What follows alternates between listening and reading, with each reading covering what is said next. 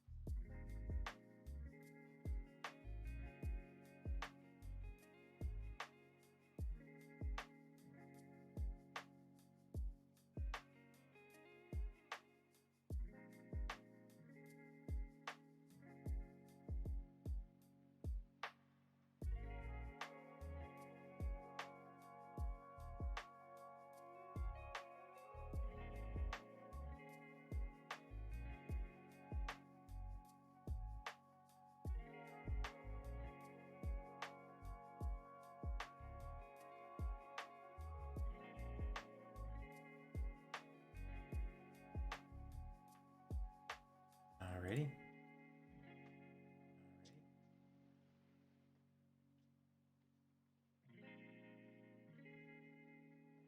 Mute up. Sure. Oh.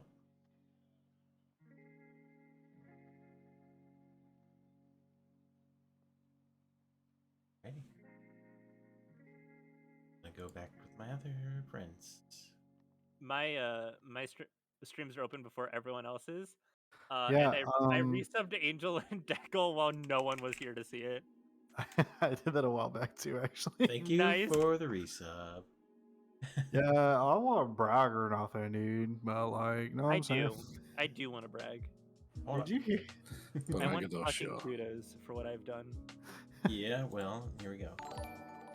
Appreciate it. Oh, what now? Huh? Nothing? Nothing? Oh, Angel just resubbed.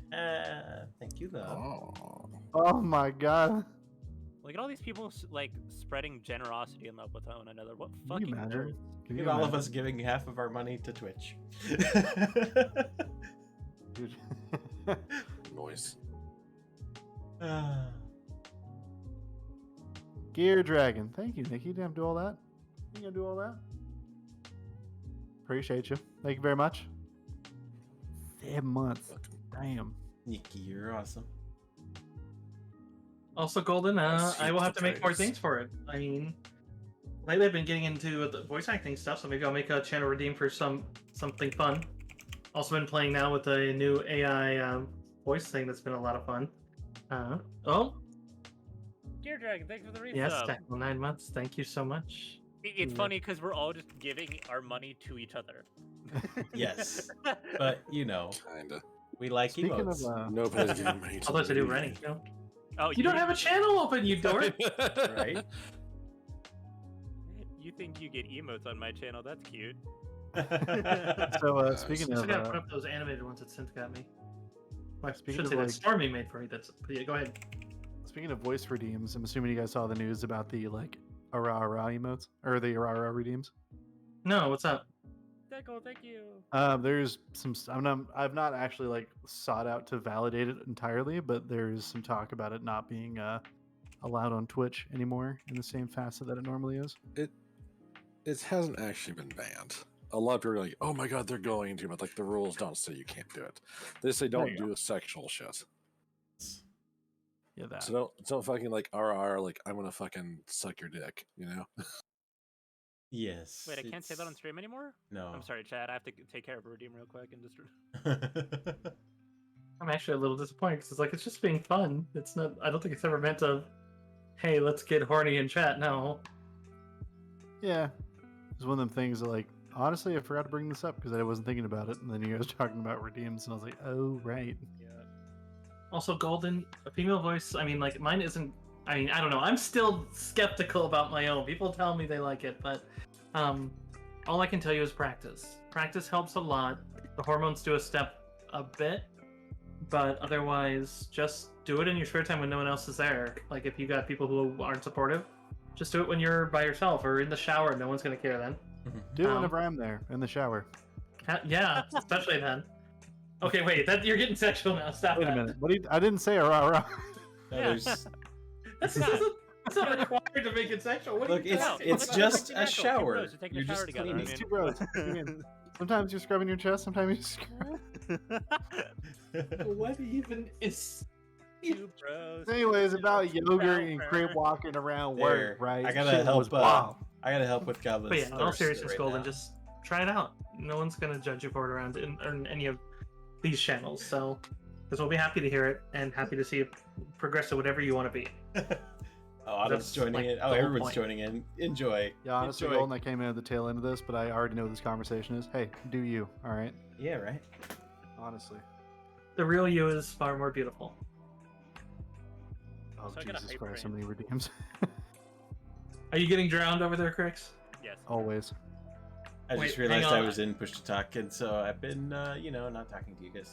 Oh no! I was like, man, Deckel's quiet about this. All right then. I was saying that I was going to help with Goblin's thirst here, and then everyone joined in. Now, here's the thing though, right? At least fucking Goblin has good water to drink. I have shit water over here. Yeah, you're drinking hint water, and I honestly don't envy you.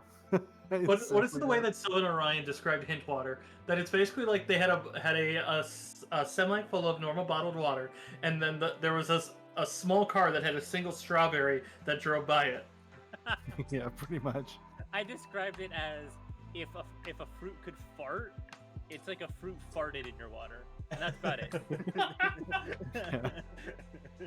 I was describing it as the same sensation. You never like it rains, right? But then it doesn't rain enough to cool everything off. It just rains enough to make it still incredibly humid. Yes. Except now it's That, but then in a bottled beverage. wet. That feels very accurate. It's so incredibly disappointing, and I have a See, that's why you just stick to Monster, you know? Just like Pacific Punch, baby. hell yeah. Yes, I'm sure that's highly healthy for everyone. Let me just Yeah. remove my internal organs. Just- Listen, I'm not gonna lie, guys. I had a very American dinner tonight. I had a singular piece of fried chicken, and now I'm drinking whiskey on the rocks. All right. Nice. Taking it. Nice. I had some Golden, if stuffed someone bell told you that peppers. you have to move your Adam's apple, that's a lie. I've never had to do that for mine. Unless you're I trying know. to imitate SpongeBob. Ow. Don't worry about your Adam's apple. Just seriously, just practice. A lot of it is just inflection and timbre, not timbre. Like just the way you inflect your words. So like, I mean, Family Guy hit it on the head on one of the episodes. The upward inflection actually matters a lot. And then just try to remove certain. There are certain things that you'll do with your body that are male based. That are like if you stop doing like the whole head nod and that stuff. Like removing that, like Hmm. number one already, like gets a vibe. What do you mean? You know how how guys do the head up or the head down? That is not nearly as common among women. And like that is one of the easiest ways for me because like I'm at the edge where most people will like at least be kind enough to be like like in a dress that like okay I'm passing, and so it's like they like apart from ones who are intentionally like how are you doing sir, and I'm like just fine bigot. Yeah, no shit. But point being is when I realized that there were certain mannerisms that are much more male oriented in American society and remove those, it also helped a lot. Which one of the big ones was just the whole head nod or head down kind of thing, you know? Yeah, guy speak. Yep. That's what you keep me around for, Golden. Don't worry about it. All I right. liked how somebody posted a chart of like which direction your head moves and what it means. I forgot. Yeah, and it felt fairly accurate. Yeah, I remember that one. I was like, man. Where'd they post this at? It Clubhouse? was That his is- Twitter. I don't think. I have Yeah, it I've seen it saved. on Imager before too, where it's basically like left is basically like a hey we need to talk, and then right is like the have you seen this, or and then like up is like how you doing, and down is like a, I respect you. I just did those motions like, physically to test that, and you're accurate. Yeah, that does track. I've communicated with people on a personal and professional level using said head nods. Yeah, for sure. Yeah, those are 100% accurate. Yeah. Yeah, for sure. That's the funniest thing if I'm ever talking train. Like that's like the first thing women will ask me too. Like if as far as like like if we start talking openly about the whole thing, and they're always like, "Hey, what does it mean when a guy does this?" And I'm just like, "Hey, that's funny." Like the meme is exactly right. It's not a joke. The other- You know the ones where they say, "What are guys thinking about?" Nothing. No, that's true. Yeah, you can literally just be like, "Ah, no, that's impossible." You're always thinking about something. No, they're really not. Nope. The other Turn it off. the other fun thing is like having a conversation with a guy that you haven't seen in like 5 years, and you say like 2 sentences to each other, and you're completely caught up. Yeah. Yep. What have you been doing? And I've been it's like- doing this. Yeah. No, I literally had a gal ask me. She's like, "There's no way their brain just ceases functioning when they're just sitting there." I'm like, "Well, it's not like it ceases functioning. You ever see a TV on static?" Yeah, it's still there. It's like 7-Eleven. Like, might not always be doing business, but we're always open. No, I'm saying. An actual X-ray of the inside of my brain whenever I'm just sitting there would be like a monkey with a ping pong paddle, and it's just like hitting the ball back and forth, and that's it. I'm probably thinking about space. The next I can- introspective cowboy. Yeah. I can Probably think about definitely space. quiet my mind to the point where I'm not thinking about anything. I can't. The tinnitus won't let me. I can do that when there's not an immediate stressor, which unfortunately there's too many of. Like when me and Sylvan went to Vegas, like it was really easy to actually just enjoy it, which was rare Yeah. for me. Like, because I actually just got to enjoy the moment. The only thing that really interrupted was I missed Deckel. Like I missed being able to just I could still text him just fine, but it was Yeah. just one of those. Was too busy to really maintain a longer conversation. Anywho, we should get to the game. Right? Yeah. Wait, we're here to play a game? What? Probably. No way, man. We're just streaming our friendly chats about stuff Yeah, I thought- in life. I thought this was a talk show. I mean, we could, but that would be very disappointing for our schedule. What the? Right? Okay, if we... Goblin, Listen, when are we doing the Eh. podcast? I was actually gonna ask you guys about that this week, but I'm used to disappointing. not like doing it this week. I mean, like I was gonna ask you guys this week about next week. Hey, we'll talk about it after. Talk about it after. Slinky ASMR. So, Only with the last Wookiee. session, Very only with good. the Wookiee. That freaking Wookiee. Oh man, I was so afraid that Chris was gonna die. I full died. That's the first time a character is full die, even temporarily. It's the first time I've had a character full die. No joke, outside of one shots in like almost 4 years. Oh damn. I'm usually pretty careful. I just want to point at people who think that I kid glove everything. I'm like, I really don't. No, It's can just- confirm. Like, I will look for Yeah. every bonus that you deserve, or that is fitting the situation. But that's about it. Yeah. You don't want to rob someone with the kill as long as it was justly earned. Which does sometimes include random chance, like fucking you because, like, hey, some dungeons are built a little mean, and if you got to set the tone. But Yeah. anywho, so last time we were at Mummy's Mask, you guys were searching more of the Festered Sun. You had gone between some other areas, including going to the. Let's see, was this? It wasn't the Cistern first. That came second. Oh yeah, you went to the house. Yeah. You went to. What was the name of that person? I don't remember. I can get to it. One second. Yarrow. You went to Yarrow's house and you fought the Earth Elementals, finding the dead woman in the parlor, as well as the necromancer who was kind of Yeah. long since. You went down to the basement where it seemed that he was working on some necrocrafts. One of them posing as though it were inert but actually alive and attacked you. Some Freddy Fazbear shit down there, yeah. Yeah, Freddy Fazbear. Yeah. And then from there you went to. As soon as you started back, like when you knew it was alive, it didn't care. When you backed away, it cared. It was like, no, you're not leaving. And then proceeded to almost kill somebody again. I think it was Nikki. Yeah, one turn knocked me out. It was just like, and good night. All right. Sounds about right. From there, then you did end up going to the cistern to deal with the issue there, as it seems that the heart's blood of the same woman that is behind, or like the source of the mummy, which also included her morality, which seems to be trying to feed people the blood to cure the sickness, but you did manage to get them to stop because they didn't know what other effects there would be.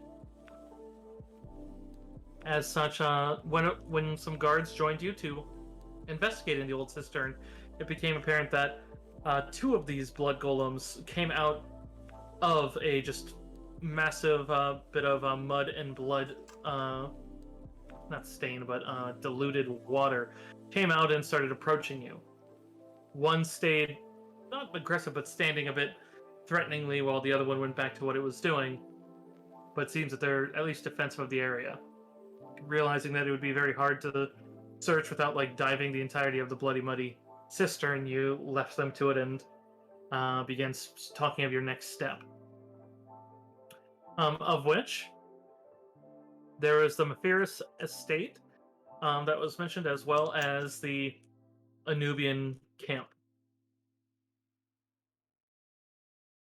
Right. We were looking for the guy. We are. Yes. You've been looking for a guy named Carix, who seems to be walking around with a head that is either wearing or at least utterly is the skull of a jackal. Seems to be tied to the Anubians. They were seen as handing out bread before all this and warning that it was coming. So it seems like if they are behind it, it's an odd mentality, as they seem more working against it. But at the same time, seems like most people thought this would just be a period of strife, and that, like, even from their preaching, that they thought it would just be you need to survive the oncoming days. Whereas this one's more of a if the days end, something bad is coming. Right. Something bad is always coming. That's fine. Feel like, the dwarfs were going to the mansion, right? Yes. Should probably helped him out. Yeah, couldn't hurt. Yeah, so since you did learn about it to the other step, so you guys at least know that the parts that was mentioned by Giep, the scholar, were the there was the Ren, which is the name, the foundations of one identity, without which no one can be addressed. The Ib, which is the heart, the seat of moral, emotion, and rationality, where the essence of life lies, which you believe you found in the blood golems. The Shayat, which is the shadow, a gift from the sun god Ra. It's a parallel, unbound existence that moves through the realms the body cannot reach, basically saying that it lives somewhere that you aren't at all times. The Kot, which is the physical body shrouded in all the mysteries of its perfect inner workings, with which one interacts with the material world, which you do believe you found in the form of that mummy you burnt. And then the Akh. The Akh is the spirit, transfigured in death to exist immortally in the afterlife.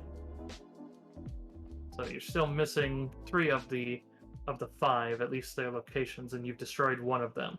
Theoretically, destroying all 5 should end the Festered Sun, but that at least is what Giep believes. Here's a good question. If one of those, if I heard correctly, is somewhere that we are always not, how are we supposed to get to destroy it? The shadow. Good question. Right? Yeah. We just have to exist in all locations simultaneously, across all space and time. All right, time to just infinitely cast duplicate. Yeah, someone duplicate yes. me. Otherwise, the one of the guard captains did suggest that you could potentially, or it wasn't the guard captain, it was the brain's farting. Harassment one said that as much as they loathe it normally, but a reincarnation could potentially, of the blood, could potentially, because you would destroy the blood, as it were, and it would be given a new body, thus being a whole new spirit. So, yeah. And she seemed nice and might be able to help us. Problem is that it takes a while to reincarnate, and there's another half that might object.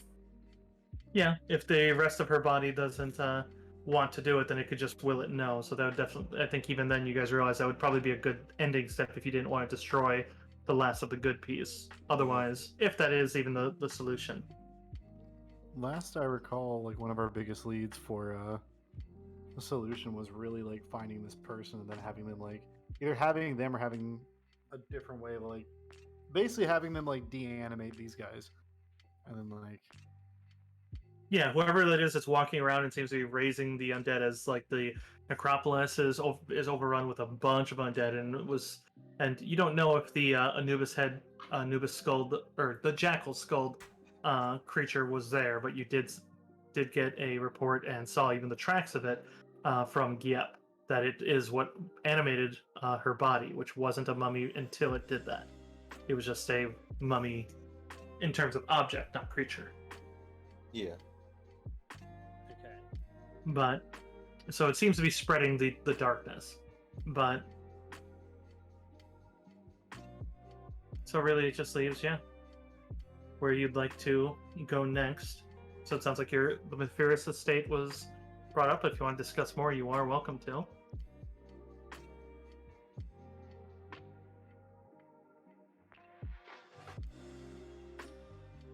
Anyone else have a better idea? Not really. My ideas No. tend to be burning things, so no, not really. I mean, we'll probably get to do that. Then I'm on board. no, unfortunately due to our time constraint, I think it's better to think on the move. I also agree with that. Are you able to do both? Move Me? and No, burn? absolutely not.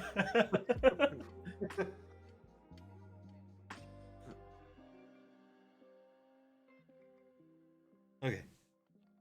Guess we're heading to the estate. Yeah. Worst case scenario, we help the dwarves. Everyone remember your sunscreen? Yes. That shit, right? Yep. It's still there. Yeah, that sun is still very angry. Clearly, we just travel through the sewers. Those sewers look pretty angry too. So Why is everything so mad in this country? Can everyone just take a chill pill for like 5 seconds, please? Relax. Relax. You know what? Hmm? I know it doesn't do anything, but I'm. It did. It's been Yeah, I know. stopping. It's been stopping the damage to you. Yeah. For sure. How tall is Dev, by the way? Not very. 3 feet, I guess. Oh, I think he wants to put you on his shoulders. Maybe. How tall can this human pyramid stack? Well, I'm a dwarf, so Yeah, so you're the hardiest, so you're at the bottom.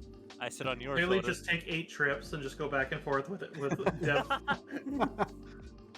We waste 3 days. put my hand on Dev's shoulder. Listen, I've been really getting more comfortable socially now that I'm around the living and not the dead.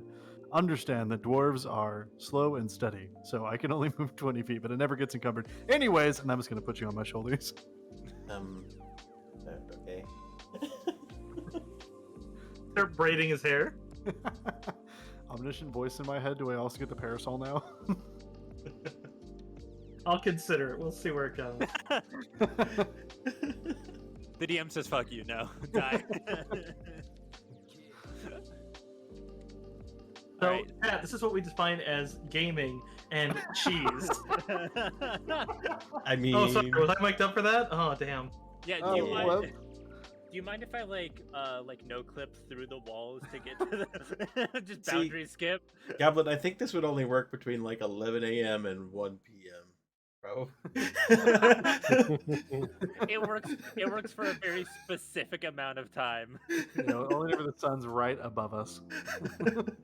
No, see, you know when it really works is when there's like sizable donations in the DM's coffers. Oh!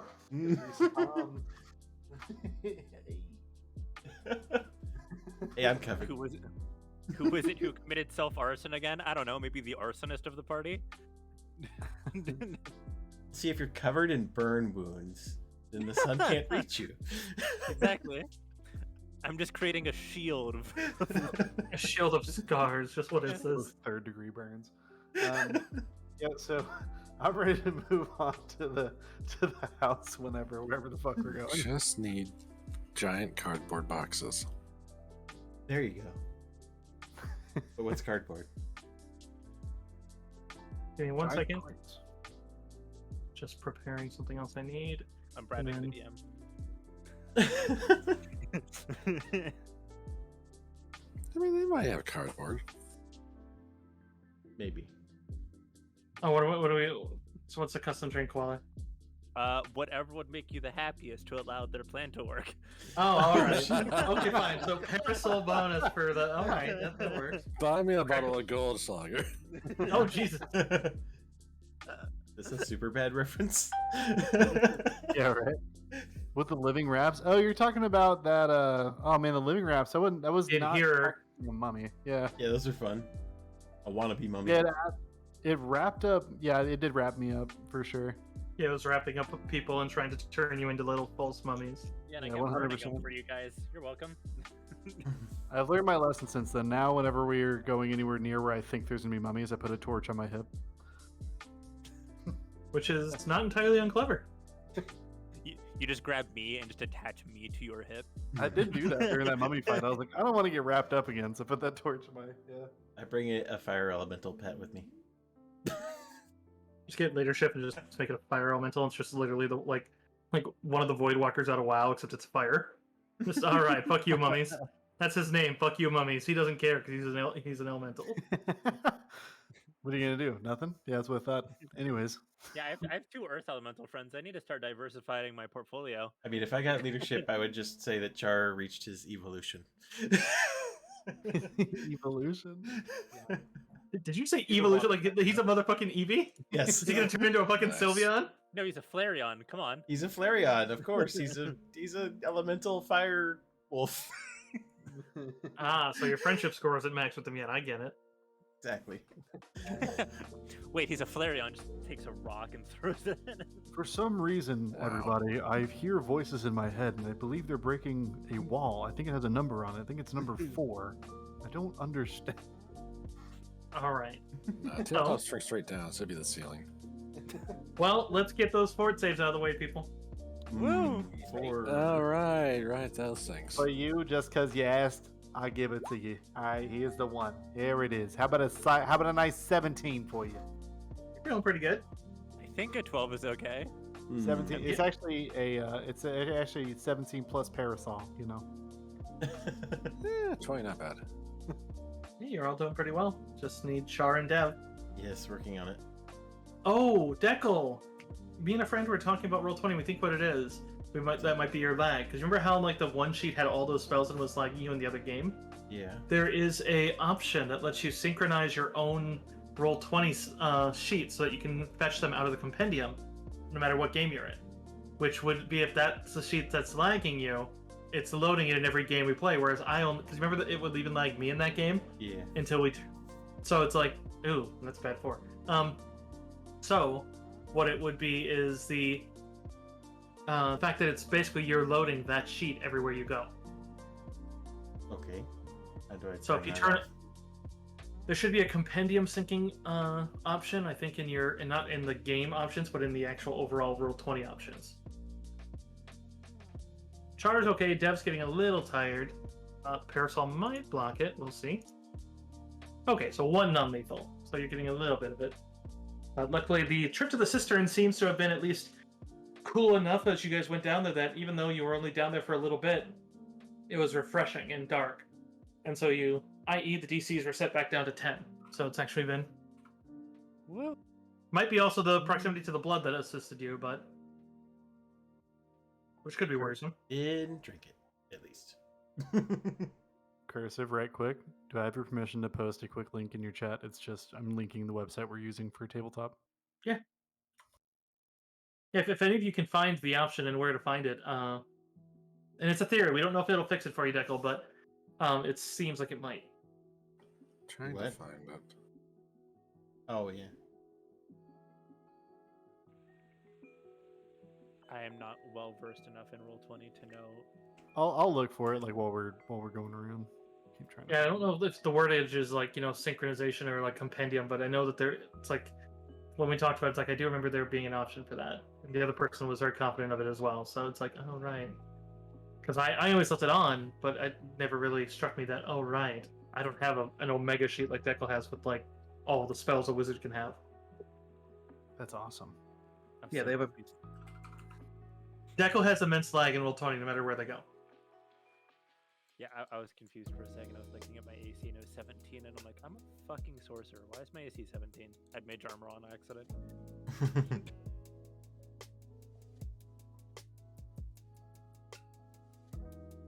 Alright, so the Mephiris estate is one of the oldest and most lavish properties in the Rich District. From what you guys know, prior it dates back to the reconstruction of Owati after the plague, when the city expanded beyond the original necropolis. The Mephiris were one of the few families that have been in there since. They ran the town at one point, but their influence declined after Pharasma returned to Owati. Still, they're very privileged, and you were told that their matriarch is one of the city council, Dejam Mephiris. And then you know that the one in relation to the plague is Pharao Mephiris, which is why they were sent. He apparently was a portion of the downfall of Kapanik, the woman in question.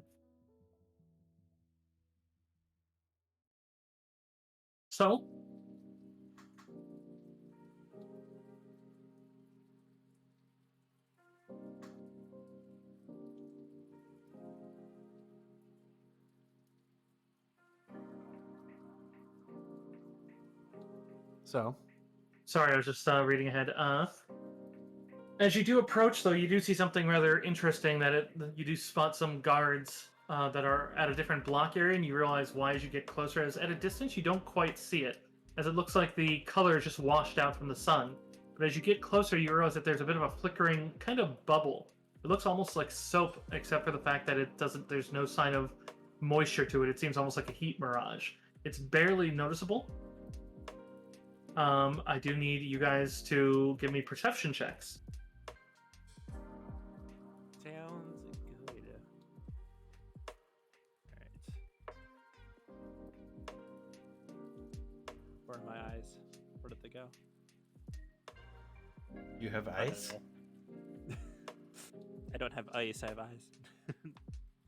We could reuse ice. Sorry, I'm How too did they hot, keep it it- melts right away. So have you been keeping it cool in this desert?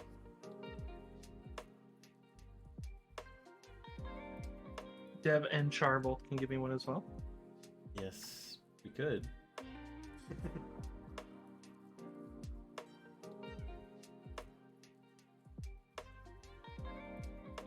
I'm so happy my work finally got something in that I've been looking for a while. I've been craving, like, just with isn't the really hot weather, ice cream. Like, I have an ice cream truck, and I was trying to find, like, grocery stores don't sell those same ice creams, like the shitty Teenage Mutant Ninja Turtles or SpongeBob ones, Or And off Brandora? right? And so, but I did find, I realized cherry bombs they usually sold, but they keep being sold out with, like, once the hot weather started, everyone kept buying them. Like, and so I finally found actual cherry bombs, or bomb pop cherry, like the cherry ones, and so I got those, and oh my god, so nice. Hell yeah.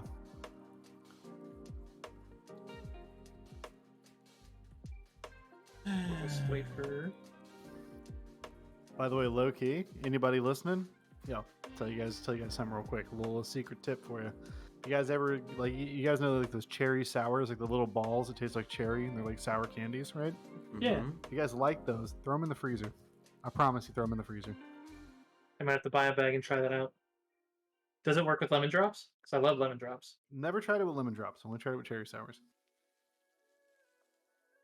Fun fact with lemon drops and actual lemon drops, you have to either get them or you have to, ironically, you don't want to use something that has some sort of medicine, but it does work with, what do you call them?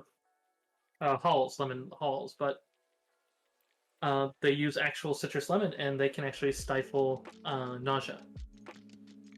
That's super noted. It works better than Dramamine because there's almost no side effects. It's lemon, and so even if you don't like lemon, it works very well. It's actually a trick I learned from a friend of mine who, when she got pregnant, the doctor told her to do that. And then I already liked the lemon, so I started using it because a side effect of one of my meds is nausea, so I'll just have bad days. And so, and yeah, it works like a charm. It's literally like an off switch within about 15 minutes. It's wonderful. Doesn't get rid of all of it all the time. I see Griarch typing. Oh, no, it's nothing. Okay. So, unfortunately with this one, you guys do see the guards there. There's a point where like they kind of shimmer and like they seem to be standing at the edge, but then suddenly you'd realize that you've kind of walked into it. Before the edge itself seems to be almost kind of casting beyond you. The light's playing tricks on you as it's this shimmery silver veil.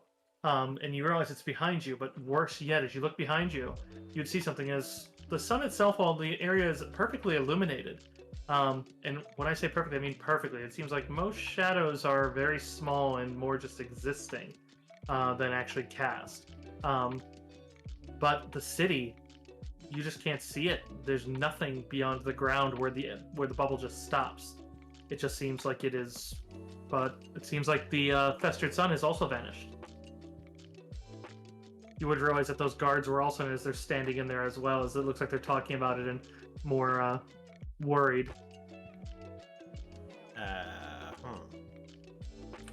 I'm gonna chuck a rock at it. You're in it. I don't know what you're chucking at. I'm chucking a rock out of it then. Yeah, you would see as the rock, you can watch it as it seems to fly just into the air and just passes below the ground and just as if it's just a void. Huh. That's not good. Uh, Can I? Trying to think of like what I can do that might be clever. Knowledge planes could assist you here. Very long rope. Oh, I'll hit you with one of those, a knowledge planes. If that doesn't work, I have a silly idea. oh, I didn't mean to. I can't. I don't have it.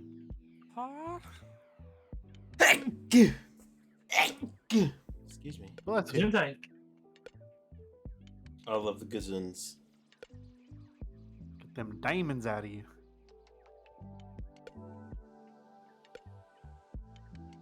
I had a kid at my work who literally had never heard the term Gesundheit. I said Gesundheit to him. He's like, "What? What's that?" And like was utterly just. Well, apparently you don't know any German relatives. I was messing around with a guy at work today actually because he doesn't speak Spanish and I speak just the smallest amount of Spanish. Mm-hmm. And he was just like, he kept asking me. He was like, "What's teacher in Spanish?" And I was like, "Oh, it's Pinoche." Oh no. Penis? He was like, "Is it? It's another term for a vulva. Fair enough. It's just a slang term for it." And so I was like, "Yeah, it's Pinoche." And he's Oh like, my God. "What?" And I was like, "Yeah, dude. If you're ever wondering where your teacher is every next time you're at college, like go to a Spanish speaker and be like, 'Hey, de donde es?' I was like, "De donde es Pinoche?" And he's like, "Oh, okay, yeah, that sounds great." And I was like, "Yeah, totally do that. It'll go great." You're bad. Yeah. All right then. You know the way schools are now. He's gonna like get expelled. Nah, he's fine. He'll Google it later. I already know. He's a real fact checker. Hobbs and Griarch, you are able to recognize where you are. You're in the purgatory section of the boneyard. Seems as you've walked directly off the material plane.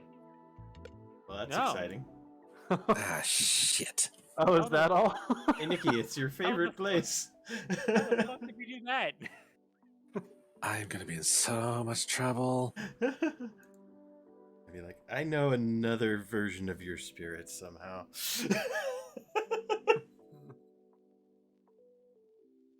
So wait, we're in it? Like we have already like, are we falling? Yeah, the ground in the city still exists here. It's like a floating chunk. Yeah. Oh god, we're in a chunk error. I would say as you kind of examine it and maybe spend about 10-15 minutes like looking around and like trying to figure out what exactly just happened, you would see that it does seem to be growing, and as it does, it seems to be taking like portions of the city are appearing at the edge. It's a very slow process. Huh. Maybe we should get out of here. Yes, I agree. I'm going to take out my journal. Note to Mogram, please fix the hole in the city. Okay. But it's growing. Correct. We need to find out how to stop this. We don't need to get out of here. Yeah, that's very what, because I would say it's notable that the Mafiris estate is very near the center of the city. This is sort of our job. Kirk's guys are looking around like, You may have stumbled on one of the reasons of why they said the whole city is going to just, die. This would define dying. I think I know what we need to do. Yeah. I had to roll an intelligence check for myself. I think we should figure out what's going on with this hole. And then I'm just going to look at Hobbs as if I had said it instead of him. you need an intelligence roll to determine that you knew that? Yes. I just look at you. I have no words. You're so smart. Truly. Kirk's gonna look around like, wait, if we're in the boneyard, where the hell are all the psychopops? Yeah, I'm sorry. there you I'm go. sorry. Good to be What here. now? God bless you. That sounds like a snack. Is that a snack? Please tell me it's a snack. With your roll, Hobbs, you would know that the psychopomps are the outsiders that live in the boneyard. They're the servants of Pharasma. Okay, so less of a snack. They're less Grim Reapers and more. I mean, the Reapers technically help her, but in a way, the ones that aren't affiliated with Karen. But the psychopomps are basically the ushers of souls. Would they be friendly or hostile? Yes, Yes. Yeah, Cool. there are different Can I variants. both? There are very friendly social, even nice ones, and then there are some that are literally here to get you to death quicker. Look, I get paid by the soul here. Move it along. They're ferrymen. Like, that's all they are. They're just ferrymen. Yeah, there's ones where it's like, I've got to fix this whole problem because, these people don't belong here. And then others like, well, I guess I'll make them belong here. Well, yeah, and there's a pretty easy one that with your 25 is there's a certain type of one that is literally just if there's enough of an undead force or something that's going against it, they literally deploy them to kill everybody in the area to just be like, no, we're just gonna make it that no one knows what the fuck happened here, and they're all gonna go to the afterlife and get in, and the good ones who aren't involved with the problem get a new life. The evil ones are gonna probably go where they belong. As the old saying goes, kill them all and let God sort them out. Yeah, quite Anyway. literally. Well, let's hope we don't run into those. Okay, let's go figure out what the fuck is going on so we can put a stop to it before everything explodes. Sounds good?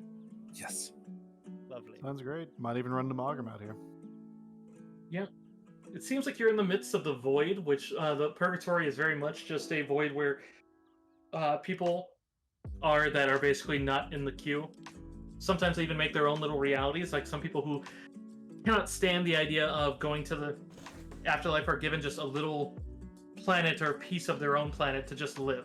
And just fine, live for eternity, but this is all you get. And so it seems like it's that, but this seems to be growing and something else is happening here. This doesn't seem right, because it doesn't look like it's, most of the time that's something, it's more, I wouldn't call it a paradise, but it's enough, whereas this is very much just something that's literally eating the actual town. It seems like almost like someone's trying to make this tangible, like in our plane. Or an accidental thing. Or maybe someone was like, oops, I accidentally created a black hole that's going to kill us all. But otherwise, it has taken up the greater portion of a couple blocks, but you do see that it is centered around the Mafiris estate. Tall pyramidal obelisks flanking a long flight of stairs leading to an intricately carved stone portico. The front doors are made of noble wood and they're wide open, inviting folks in. You can see that there are people, looks like the citizens are here. They're walking about there's no reason for them to fear the sun, as there is no sun here. There's just pure illumination. Even inside the houses, it seems just as bright as outside. Oh lord. The fact that the civilians aren't running and screaming around like something very wrong is happening concerns me greatly.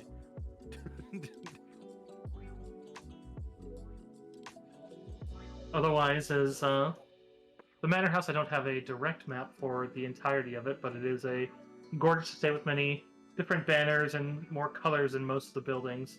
But you do spot that there are quite a few children, men and women, that are just kind of wandering, and you would realize that some of them look as physical as you and look like they're wearing similar garb, but you would realize very soon that there are others that look like they're dressed in older garb, and you realize they're slightly translucent, like the spirits you had seen prior, but then they seem far more tangible than the other ones.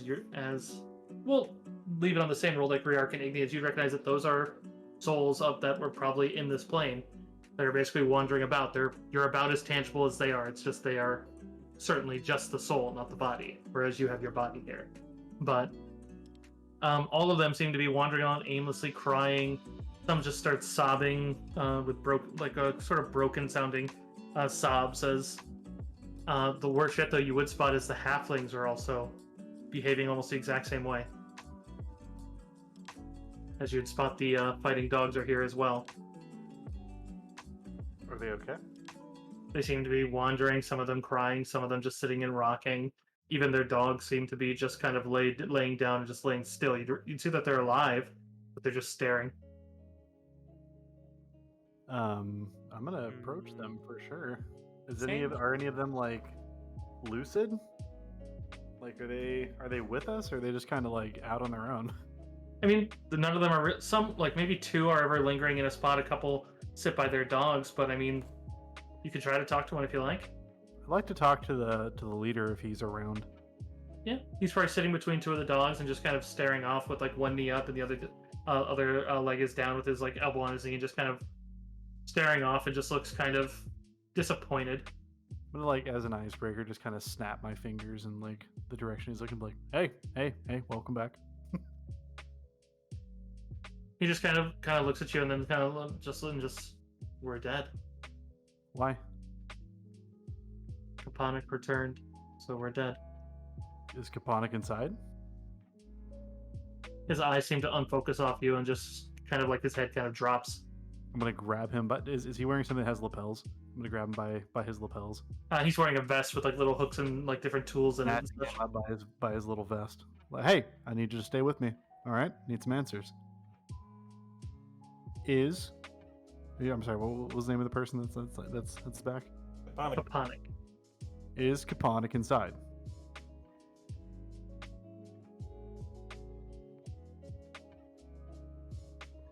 She's everywhere. She will be everywhere eventually. Okay, listen. I need you to stay in the here and now with me in this moment. I don't Give me a care. skill check. A heal check? Okay, yes. Yes, please. No, I'm good at that too. My life. How about a nice 13? A thicky 13. What do you mean? Big thicky 13.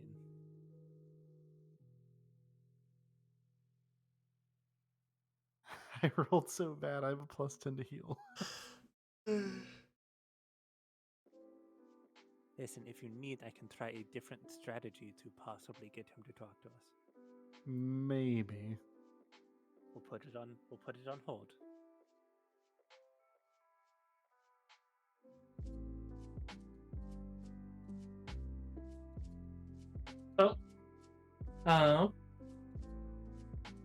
You would be able to recognize that he's not just despondent. It seems, and it's not normal. It seems like he's under some sort of curse, something that's making him behave as though he's been here a bit longer, as if he were in the void.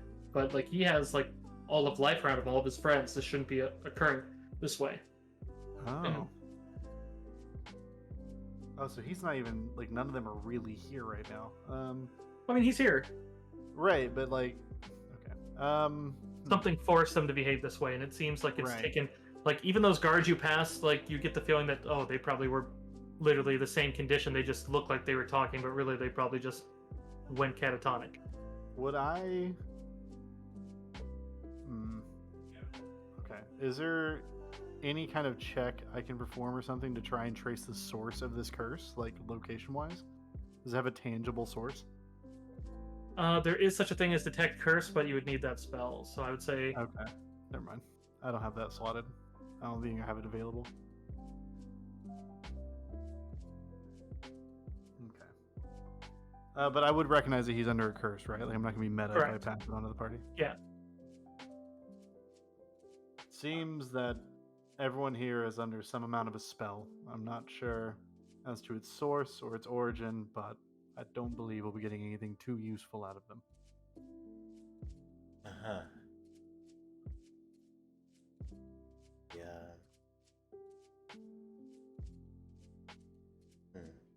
I guess we should look further into this then.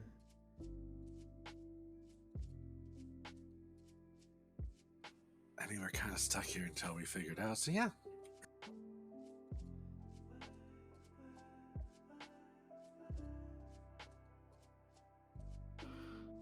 Yeah, As it you seems could go going, towards. There's probably an epicenter, and the epicenter is probably where whatever is causing this is at. And if we break whatever is causing us, then it'll probably stop causing it. I hope so. Yeah. Makes sense to me. It definitely does make sense.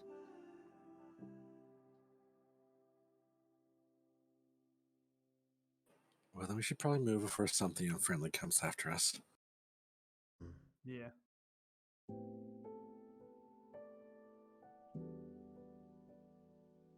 Right, where should we? Should we go inside? Where should we go? What should we look for? I personally think we should go inside. I mean, we're already at the property. This is clearly centered around the property. I mean, it stands to reason that inside the house is probably top priority to at least check and rule out. Right. You're not wrong. I will warn that I don't have many spells left for the day because I don't think we've long rested in a bit. No, but One big warning that you would know, though, however, Hobbs, time doesn't pass on Purgatory in that way. You will not get spells back. Yeah. I'll be honest, my fiery friend. I think we're just gonna have to make do. Yes. Well, I got one spell left in my arsenal, and everything else will be just burning things as normal. Okay, actually, Let's just hope my gun doesn't break again.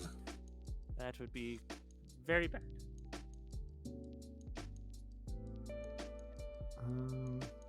seeing how many spell slots I have. Don't mind me. Yeah, I'm not super great on spell slots. Seems I remarkably am. So, if we're gonna die, at least it'll be slower. I think the problem was you use up a lot of your channels. Yeah, I did. But can't be doing anything about it. Yeah, we just gotta do what we can. Yep, I can channel one more time. I will be saving it in case anybody really needs it. Yes. I wanna kick one of the halflings in the foot. Just see if they react. Like, their eyes kind of look to you, but then quickly unfocus. No. They're out of it.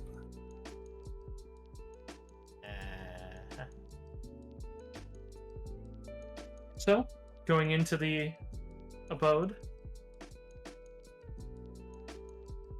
Yep.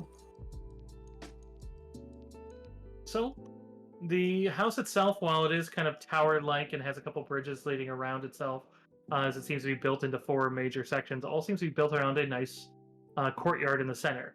You can see as it all seems to be coming in there, as you kind of approach in through what seems to be the north side, but there's a leafless tree growing on the belvedere inside the courtyard.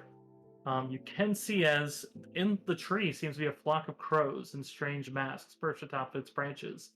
There are stone-paved lanes connecting the courtyard doors to the central dais and divide the patio into 4 symmetrical halves, each punctuated with a glistening golden pond bustling with water lilies. But under the tree, you can see that there's a woman in flowing white garments peacefully watching what seems to be a much older matron, as you realize that the matron itself seems to be bleeding out at her feet. There's a crimson stain slowly crawling up the hem of her gown, and she just seems unseen or unmoved about it. But her lips do not move, and nor does her gaze kind of pass beyond that, but her voice echoes all around you, rousing a feeling of utter desolation. Come, enter. It won't be long now. I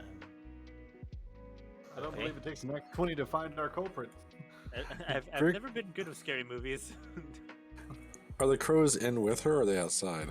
They're in the tree here. I can actually bring you over to this, so you can at least see a map. Depending on how you want it. I don't have them on the thing, but she's supposed to be under the tree, just kind of standing over the body.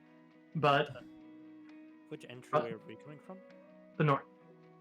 Okay. So if you want to drag yourself on, you're welcome to. The squares should be relevantly sized, as I got the grid fairly close. Oof. But otherwise, you can see that she's a brown-skinned woman in a white gown. She has her hair in a sort of beehive-esque kind of shape up and seems very clean-cut and very beautiful, but otherwise like something otherworldly. She also doesn't seem...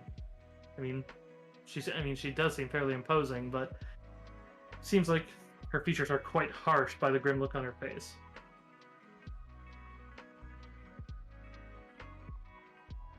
Hmm.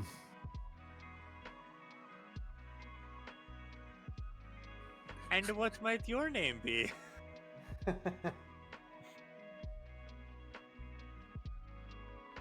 take a couple guesses. Yeah, she stops and it doesn't stop when she isn't moving, I suppose, but just the I feel you know it, Kapanik.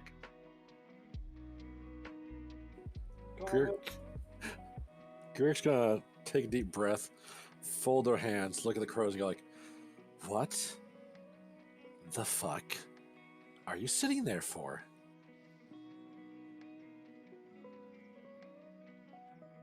What? If you want, I would allow knowledge nature, knowledge religion, and knowledge planes. All three would have Definitely hit up that knowledge religion.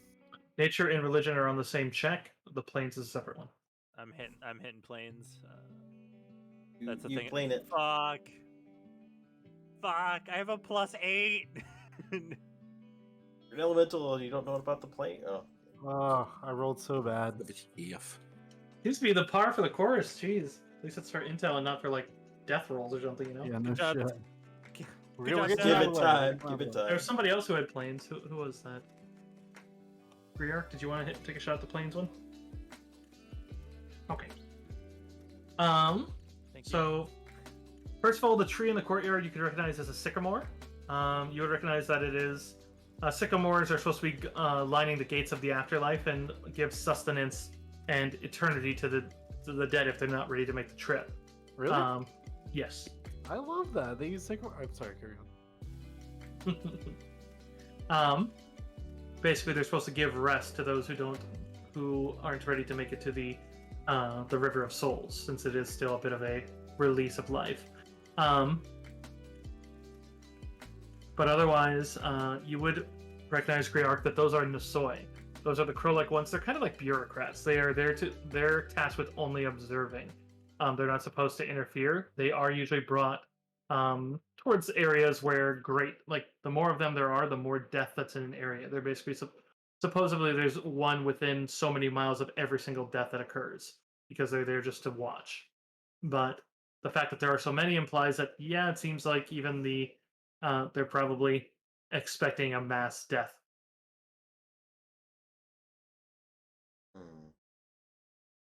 It doesn't mean that they don't always. Some of them do break from formation, but the Nisoi generally don't. They're native to Purgatory, but otherwise they're also about souls transitioning between life and death or death and life, as they're the ones that if Pharasma grants a reprieve and sends someone back not through her pond, i.e. not through the reincarnation, she sends it in the beak of a Nisoi. God, this lore is so dope. Crushfur just like staring them down Why are you staring at the crows? because they should. I don't care if there's like rules. I mean, this is a mass, unscheduled, unsanctioned extinction event. The red tape that they're going to have to deal with if this actually goes off is monumental, and they're just sitting there. I have a follow-up question.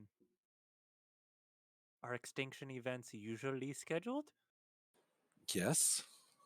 Griark Kapanik actually seems to kind of surge her voice a bit, and she's just as far as there is no scheduling for due justice. It is long overdue. Yes, there is. There's a schedule for everything.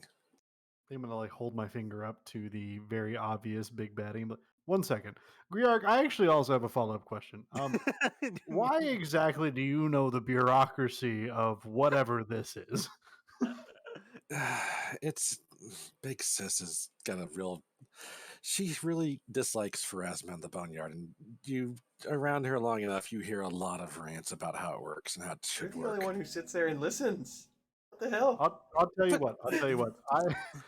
I'll tell you what. Tell me over a pint. I'm very interested in this. Let's put a pin in it. I want to hear everything. I just tell me over a pint. You'd at a time. actually see, you'd see as Kapanicus stepped away from the body that she's standing over and actually is like kind of staring at you, and she, but her eyes kind of alight with a bit of anger. She's like, "Do you want to hear about the goddess of death? I can tell you precisely how she is when she is facing with your judgment."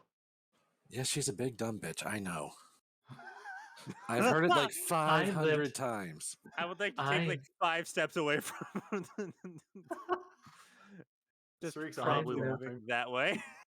I lived an honorable life, and other mortals robbed me in the most irreparable way at the worst point of my life. Anger overtook me, and I spat evil, and I spat curses, and I fought back against those thieves with everything I had, and I died for it. And my judgment was not laid on the years of a lifetime of a good life, of the family that I built well, of all the good that I did. Everything that she judged me on was on that day after they stole that from me. And she seems very recognizant, or not, very resistant to say what that is, even though I think you guys know. But, and she saw fit to damn me, to close all doors but one, to, that Abaddon was the only place for a soul such as mine, that it was undue. She even overstood my true lord to, as his judgment would have probably seen fit that I was not in my right mind.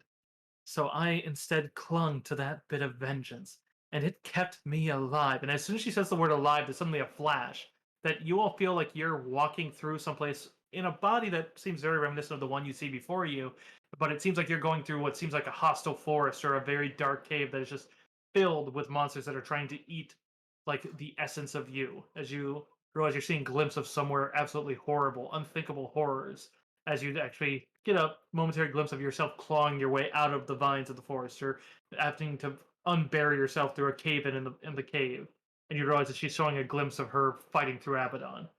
But and so it changed me and left me that mark, and she caused that fate. It is good she stands back. I mean, you're preaching to the choir. Big Sis would love to talk to you. I mean, you guys would get along famously. Yeah, we didn't wrong you. I didn't put you through anything. And neither did anybody outside. Neither did the halfling sitting on the step that you cursed. Neither did any of the innocent people in this city. No one did anything, not even those crows. There's a great city of people who did a great number of evils that day, and my vengeance will be complete once all of those murderers and their lines have ended, and you will not hear of it again.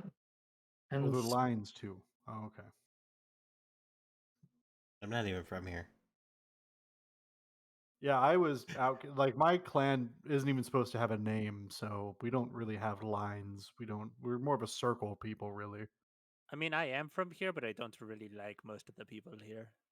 I'm not sure I really have a line. I kind of have multiple lines that were kind of alchemically and arcanely infused into me. Yeah, there's also that. There's a lot of stuff going on. Like I don't.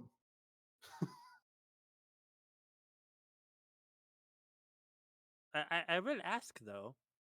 You tend to, or your goal is to kill all of these people or torture them or what have you, essentially bring their souls to the afterlife. And is you that what I'm doing here? You don't even know. no, I don't.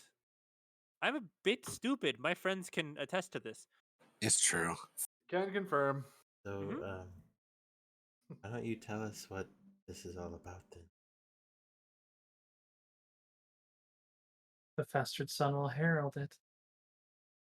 Judgment will come upon all of those, as the gate will open wide enough to take all of the city that was quick to see only the evil and only the falseness of what I didn't do.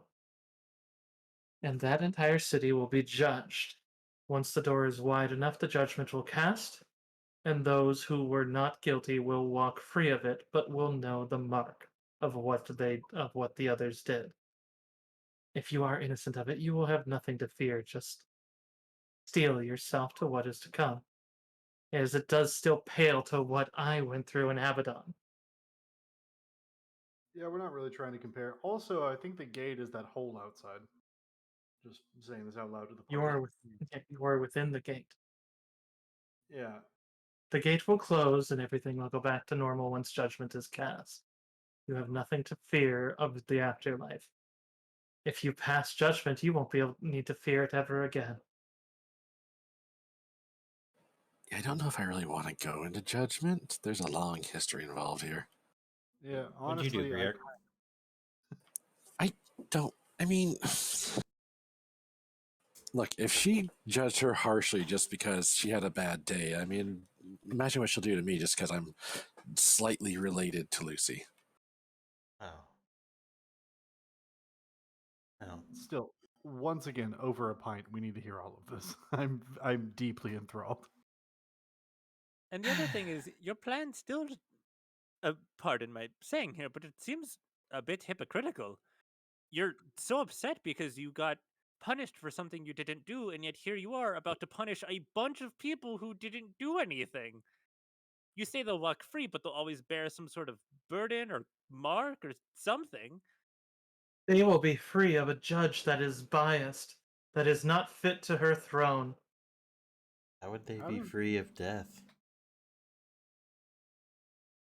Can you see it? Can you not imagine a way? Oh, I don't like that way. Yes. Listen, I'll be honest with you. I've got some personal stuff going on that has to get solved before I go to the afterlife in such a fashion. So, I was gonna say I'm very much against this. Also, logistical problems with this plan. Yeah, I don't know if you've thought this through actually. She's talking Like, about undeath. That doesn't Right, no, sound but- fun. Right, but like, well, it depends. But like, also a lot of those lines would have like left the city and gone across the entire planet or to different planes. So like, this gate's never going to actually be big enough to get everybody that wronged you. I mean, unless you're talking about total entropy, I guess. But like, that's a stretch. I don't think you have a gate big enough.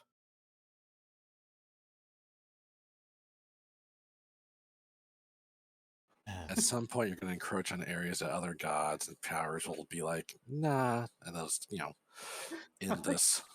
I like this back and forth we're having. You guys when are, they resurrected God. Okay. Okay. You do see as one of the little crows has flit over to sit on top of the door up here. Seems to be wearing a red mask. Hello. Hi. I mean, technically speaking, hasn't she already, isn't she about to encroach on other god spaces, even just doing this? Because there's different people who worship different gods, and if they Right. get She doesn't care we- about encroaching on this though. Right. I mean, this is possibly small enough, but then again, like the loss of souls will be noticed, yes.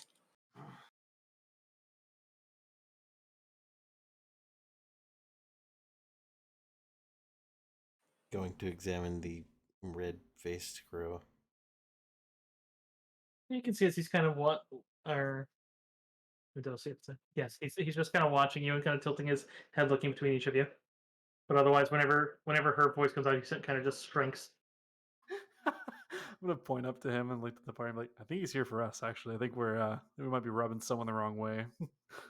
I didn't do it. Look. I probably did it. I'll just be honest. I fully did it, and I couldn't care less. I fully object to this plan. It's a terrible idea. My grandma's gonna be super pissed that I'm down here already. Oh yeah, no, you've got dangerous family connections too. That's true. What do you mean? Why do you both? You know what? 2 pints. 2 pints. We talk about the whole thing at the tavern. 2 pints. Yes, I'm very confused on why you're gonna. I mean, on the upside, yours at least might like fish you out. And maybe. We need a whole family tree over 2 pints, okay? After this. Fair enough. Two pins in both of these stories. The point is, lady, this is never going to work out the way you want it to. Even if we just sit here and let you do what you want to do, it's not going to like succeed in the way you've planned it out. You're just going to kill a bunch of innocent people and or raise them into undeath, and then at some point one or multiple gods are going to come on down on you and make the time you spent in Abaddon seem like, a vacation. Hey, Miss DM. Yes. While we're actively pissing off someone who wants to kill all of us, can I cast Major Arm Armor on myself just Yeah. to be more prepared for our inevitable She doesn't demise? seem to be. She doesn't seem to be moving, despite you all saying how bad like all this plan is and all that. She doesn't seem to be getting like moving in a hostile way or even shifting her body like she's preparing for fight. She's just listening to you and letting you basically tongue lash her. Yeah, but I'm a worried person, so I think mostly just trying to keep us occupied, but carry on. It's just me.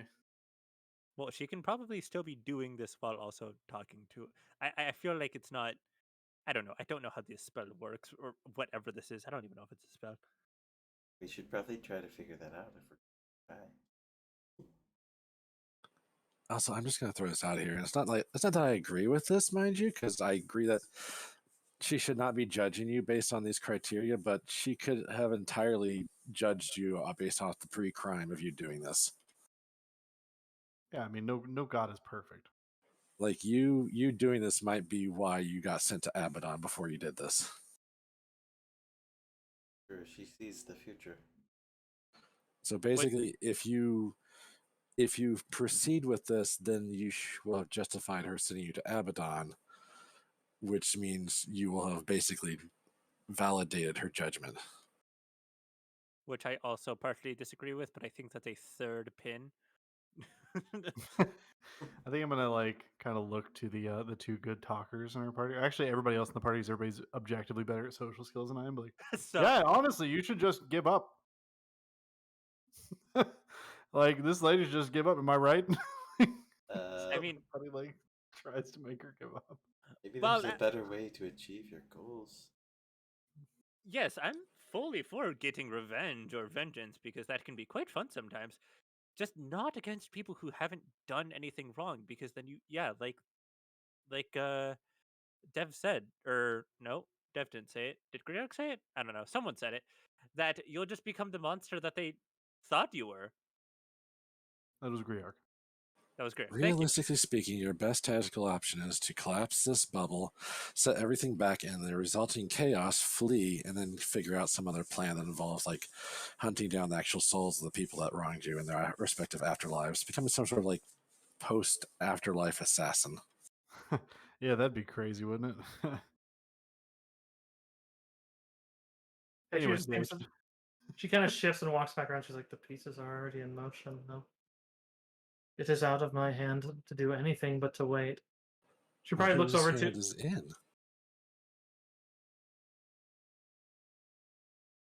He who struck the first chord. My greatest servant. Oh, the guy with the mask, huh? Oh, that guy. Yeah. I'm telling you guys, we've really got to go find this guy. Both for the blood golems and now this. Like, we really need to go find this guy. Well, there was the mummy desecration. Well, the body he turned into a mummy through desecration. There was the blood golems that he had commissioned. Yes. Yeah, this guy's a real pain in their ass. I'm not gonna lie. Also, you have So very, you're not to very know who he kind is. blood. So what, Cursive? I'm sorry. Well, she just asked, do you not know who he is? But otherwise, at the comment of her blood, she's like, as I said, I lived a life of good. It was the magics I wielded taught me that there was cruelty in power, and that power could be used, but I held it back. I used dark magics for the right reasons every day, and held that evil back. And then they not only did the worst theft, but in the worst way, tortures. And you'd actually feel this aura kind of radiating out from her that because you did the one planes, and I'll just stick on that, you'd realize that you'd recognize Griark as an aura of doom. Doesn't seem like she's outright attacking, it just is because she's tapping into her anger. Like, this is all daemons have a core thing that set them on their path. and whenever they're tapped, that's how they basically trigger their auras. And She's so not you really attacking us. She's just expressing it. yeah, you realize that she's actually thinking about it. And so, in this case, though, but it is to you just showing more of the Abaddon because you can't see her pain. You can't, her showing you that moment does nothing for you. So she instead shows you other pains that you could actually relate to. Even though you could relate to the death and torture of your husband and son, you don't know hers. So it basically shows something that would qualify as the same amount of pain to you personally. But in any case, you would feel it as she starts and they didn't just take them, they caused them great pain. I know not of what happened to their souls. They could easily have been driven into the same levels of anger and hatred, and who knows where she placed them. I mean, Grosjean pointed at the tree. I mean, they probably know. Yeah, this bird here might know. Yeah, Bird, what's your name? the little noise story just chirps. Like, I know you can talk. Stop chirping. There's probably just a little bit like one of the wings kind of goes up over its beak, like I'm like, hey, look at me. Look at me right now. Look at me. yeah, My the little face. red one kind of looks to you. I'll let you know right now. I'm one of Malcolm's devoted. I'm fully aware you can speak. Now you stop doing us all a disservice. I'm gonna like finger wag at it. Stop doing us all a disservice. And you speak right now.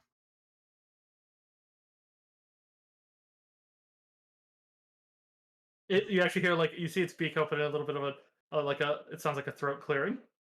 Yep, you're close. Introduce yourself. Be nice. There I was, at your disposal. I am a scribe in the bureaucracy of Purgatory, and I was the one in charge of filing Kaepernick's case. This bird can talk? Yes. Thank you for catching up. That's so weird. I love it. There's You so many have cool a things out snake here. that can talk. What are you talking about? Yeah, but that's normal though. That's normal. I hold up a vial with a little man in it. I If am a not girlfriend supposed to made of speak. sand. I Sorry. am not supposed to speak, but I smell.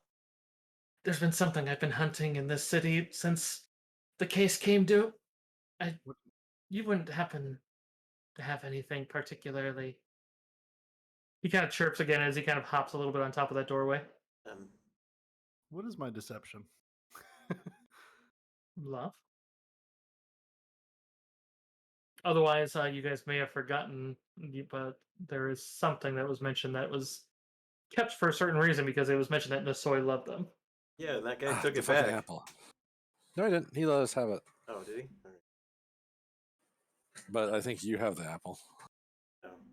Yeah, but I don't. you like pickles, don't you? Here you go. They call it a pickled soul, but it's not a soul, and it's supposed to be sweeter than. Oh, it was for the bird? Really? Oh, wow. That gnome is very smart. I'm very glad I swaddled him. Yeah, if you open up the little jar for it, the little Nasoy actually flutters down to the rim to kind of grab it, then flutters over to one of these little pillars to start kind of. And you realize that he only eats a couple bites before turning and kind of hops back to you, but he kind of puts one of his little claw feet on it. You'd hear some of the other ones kind of chirping disapprovingly. Doesn't seem like they're jealous, just more like, "What the fuck are you doing?" Like, but I fully write down that I can bribe these dudes with onions. Or whatever the hell the pickle thing is. yeah, I think it was a pickled apple. Yeah, something like that. Note to self: get recipe from gnome. What can I answer for you? Why was this one damned the way she was? She may not think she was evil, but she was. The prolonged affiliation with her Eidolon took its toll. He first appeared before. Ever since he appeared before, there was something evil that he put into her, a repressed viciousness that he was waiting for a trigger, and then it broke her soul when her family died in front of her. Her dying curse set in motion dark forces, which was the goddess sent her to Abaddon because she was a piece that was meant to go to greater areas and taint them forever. It was no fault of hers. What happened got to her weird. family's souls?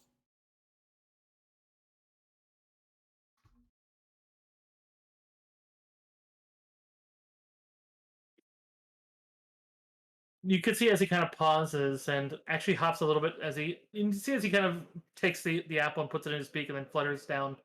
Let's see.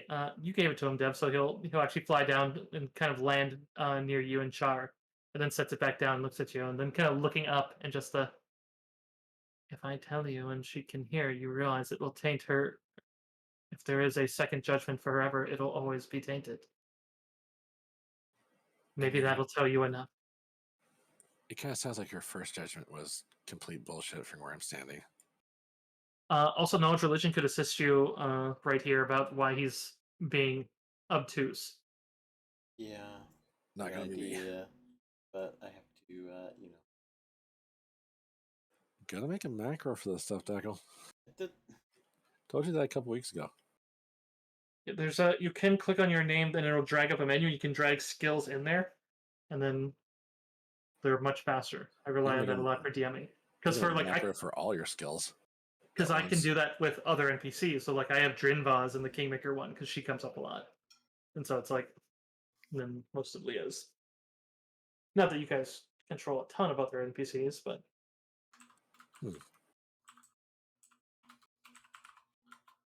Like your religion mod is a +5. We know that from your natural 20. yeah, so you could just roll a d20 if you want. I can't because the whole window is locked up. Oh my goodness, Dackle, you gotta figure this out. I've been. Yeah.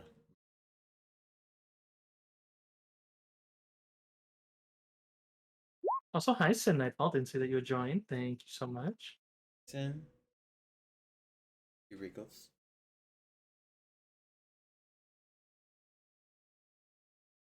Did you get the roll? Oh, Okay. That's unfortunate. well, luckily it wasn't too hard when I was just basically going to tag who. So hopefully Sarik can hear me.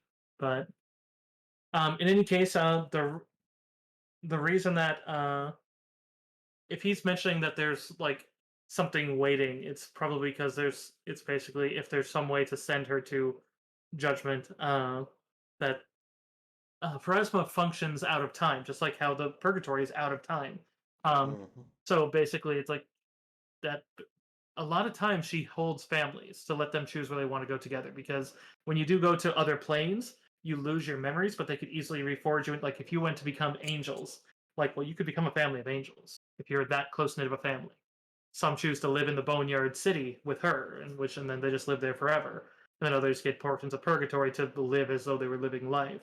Um, but then it's usually literally just that group.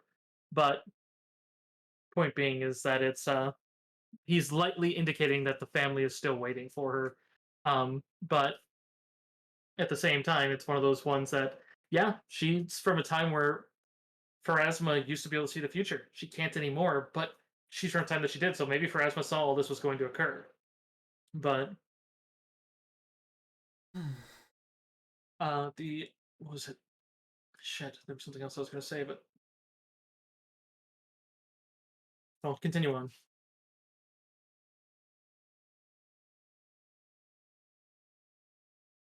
Well, here if there's any way to your soul, so you might have a better judgment. Stop what you're trying to do.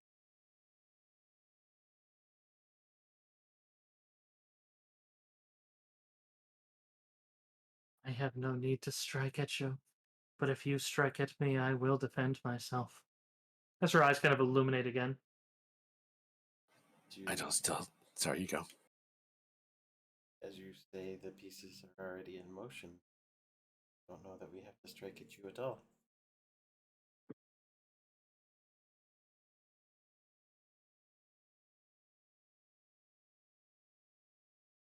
Should I be don't- out of your hands. Good. Sorry. No, it's just I was waiting. There's a pause, and I thought you were done. We're done.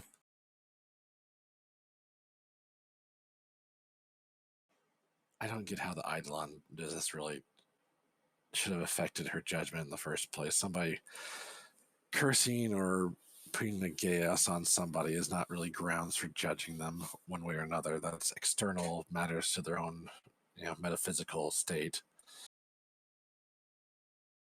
You'd hear as Vera was actually kind of chirps a bit from the ground again. Just the Garrix wasn't entirely just an Eidolon. He's saying it quietly as though to hide it from her. Still seems it's just it seems like bullshit to me, but whatever. That's norm for the course. Said it was something partially out of her control, so maybe just bad. He's a The greater good. something from the negative energy plane, the plane of darkness and death. He posed as though he was from Anubis. He wanted to fool her, and you'd hear it's just that's a lie, and you'd actually hear it's just, Masoi don't lie. It's an unfortunate truth. They're annoying like that. That doesn't mean everything they say is actually 100% accurate, because you can lie without lying. Believe me, I know that for a fact. But He kind of chirps sadly and then just goes to eating his apple. seriously, we have a tree full of bureaucrats, and you guys can't find a single fucking loophole to solve this problem without causing more issues. It's just oh Verlois just kind of chirps again as a little bit of a mouthful as he swallows and just said, I mean, there's one. And Her what would soul, that be? due to the uh the teachings of Anubis have them shatter the soul and they're supposed to go to Anubis, but since she never was actually a faithful of Anubis, she was shattered and then sent to my lady, which is why she went to the wrong judge in one of the courses of her hatred. If there were, if her soul could be rendered whole, she would never be sent to Anubis. But she was sent to my lady with only the evil. And at that, he would say something that you guys were mentioned. I don't know if maybe, but where it's she doesn't have the good in her right here, because the good is in the blood. So she was sent to basically a losing uh, judgment because bas- So, I in mean, theory, there you go. no, I'm sorry.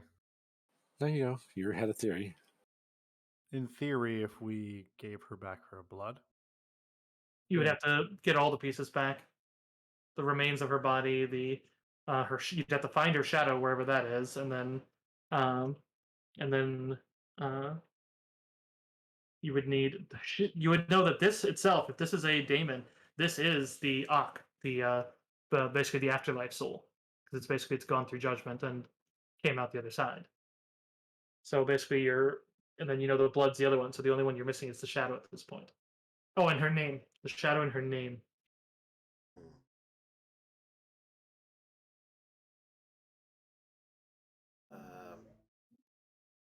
Know where you're at. See the other piece.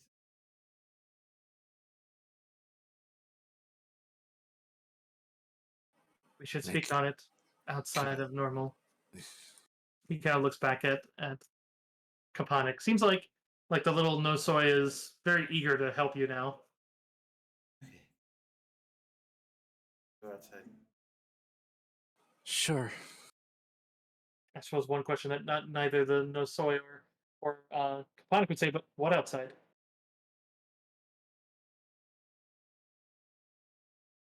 Like we're in a building. Unless you're just talking the building.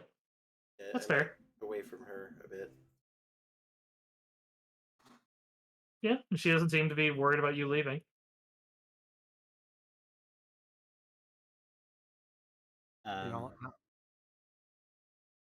Sorry. What? You're good. I was gonna say I think I'll outstretch a hand for the crow to perch on. Yeah, he picks up his apple and flutters up to it. Um,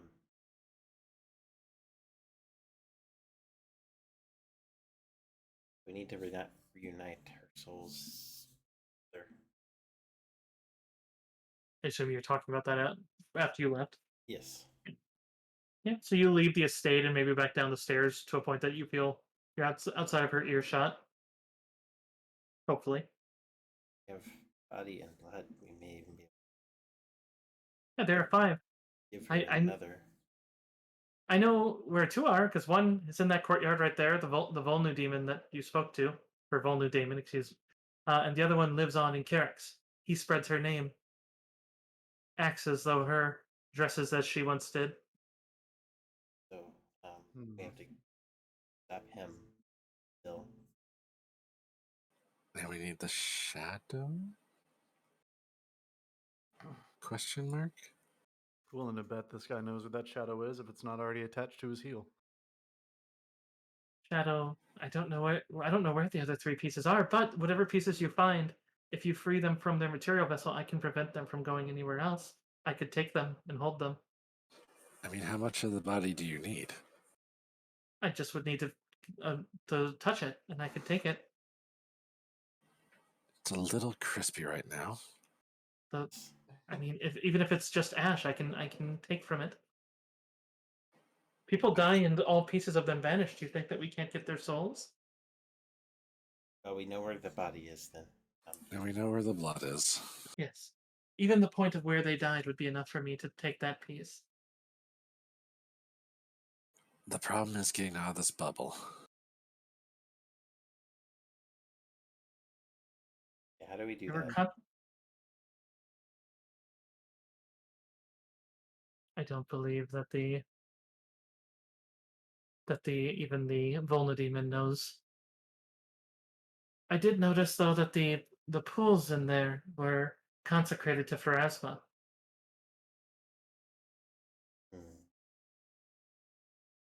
Think she would give us a pass on this one? Well, if she had blessed, if those pools are properly blessed, then they would be prevented from crossing over completely into one realm or another. So that surface may serve as a membrane between the planes. Oh. Okay. So basically, we need to jump in the pool and hope that she doesn't get pissed off when we do it. So Of all things said to her, the Volna demon seems exceptionally patient. that's also true. We were poking holes in her plot for a solid 5 minutes. This is true. I think we I should doubt- just go in there, not even say a word to her, and just jump in the pool. We bring these others with us. That might get her angry, but we could try. I feel like Doesn't we mean owe the it to curse them, can be lifted. but the Pharasmans might be able to. Keep in mind, this courtyard you're in is exposed to the sky. If they start actively resisting you moving on the other side of it, you'll be stuck in the sun for quite some time. I'll ask the little bird. Can you make sure they don't like move on until we're done with this? They can't until they truly die. Those who are living, even as a visitor to the boneyard, you can't. Judgment is not a final act. She had but it I right. know that some psychopomps that are all too eager to help people die. Those aren't being sent here. That's good. They would never be sent here without my approval. This case is mine.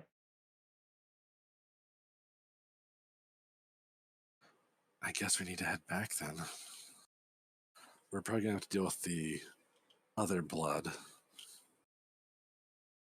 Yes, if we have to move them from their present state.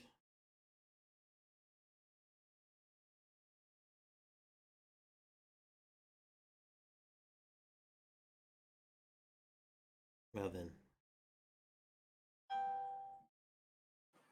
I mean, the alternative is sit here and try and beat up a wronged woman. So I say we just jump in the pool. Yep. Seems like the easiest way to do this at this point. Mm-hmm. As I don't know we're in the right shape to fight her either. I'm taking a full demon right now. miscreants and the forced fight we're probably going to have with whatever the hell his name is. Well, that's different. Yes. I also have about an hour of protection. I pet the bird. He just kind of churs a little bit as he's finishing up his apple. Me as a player, I want this bird.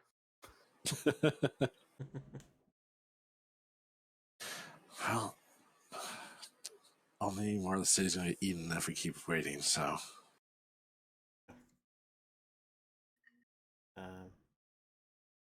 Suppose the Nubian camp might be where he would go. Probably, yeah. It's at least a good starting point.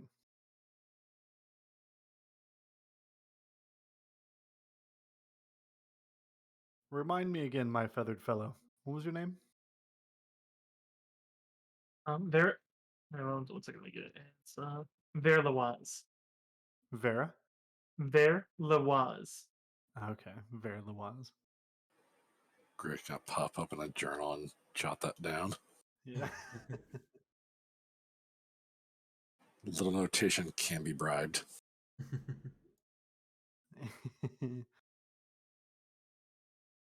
Listen, bro. We're gonna jump into a pool, and I'm gonna need you to hold your breath. I don't actually breathe. Yeah, I know. You know what? It doesn't matter. It's fine. You're not supposed to take it literally. He just chirps again. It's okay. I'm also learning this too. It's okay, my young friend. I'm also learning social things. I've spent a I'm not lot that of time young. around the dead. You see, this is another one of those. You know what? It's okay. I'll explain it to you over a pint. Whenever we drink a pint, like kind of like back and forthing my pointing to the bird and me. Like whenever we drink a pint about their stories, pointing to Griark and Dev, then we'll talk about these things where people say things they don't really mean, but it means the thing that they're not really saying, but they mean it that way. The living are complicated. Anyways, we're good. We're gonna jump in a pool. All right, jump right in. Yes.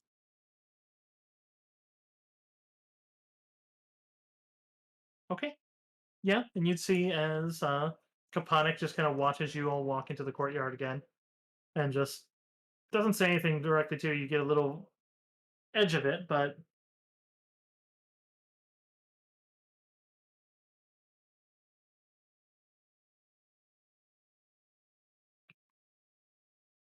basically the aura itself, as it seems like she's just kind of reveling in whatever that woman is that's still just laying before her. But So she's just like looking at us she's watching you, but she doesn't really. and give her give her a very wry salute. Be like, hold the fort down until I come back. I'm just gonna fall into the pool. Greg's going to make a face and then just kind of belly flop into it. You see, she's actually like normally she just kind of stared at you and or otherwise utterly looked away. But there's kind of like this odd, ever so slight head tilt, like she's just kind of like very quizzically. It's clear she has no idea that that might work, but yeah. Otherwise, as you get to the edge of the pool, you can see it's gold covered. But you can see what looks like ghostly images of what look like white crocodiles in the reflection of the majestic church of the goddess of death and graves. You'd realize that it looks like it's actually some of the those white gators you'd recognize from the opening ceremonies of the necropolis, where it's like you'd realize like, oh, that's connected to the actual church.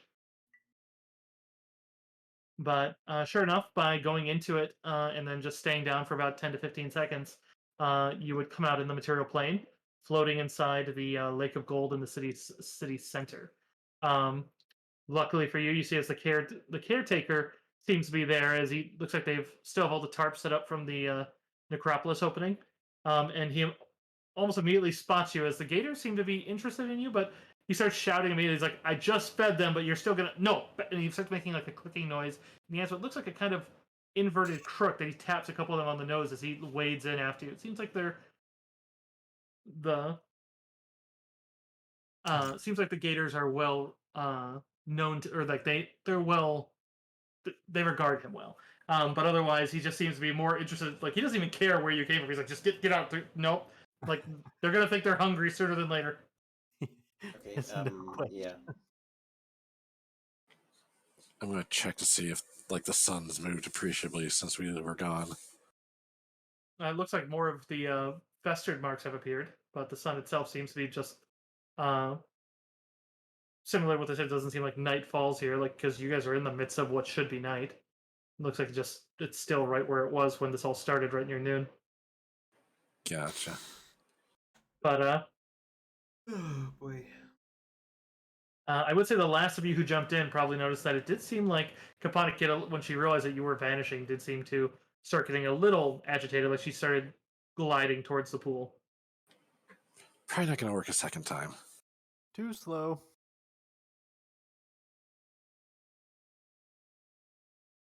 We might not want to go back until we have the solution. Indeed. Hey, caretaker, what time is it? He looks around and kind of looks to the sundial at the main thing and just, according to the sundial, noon. I know it's not noon. Okay, we have other ways of measuring time, though, right?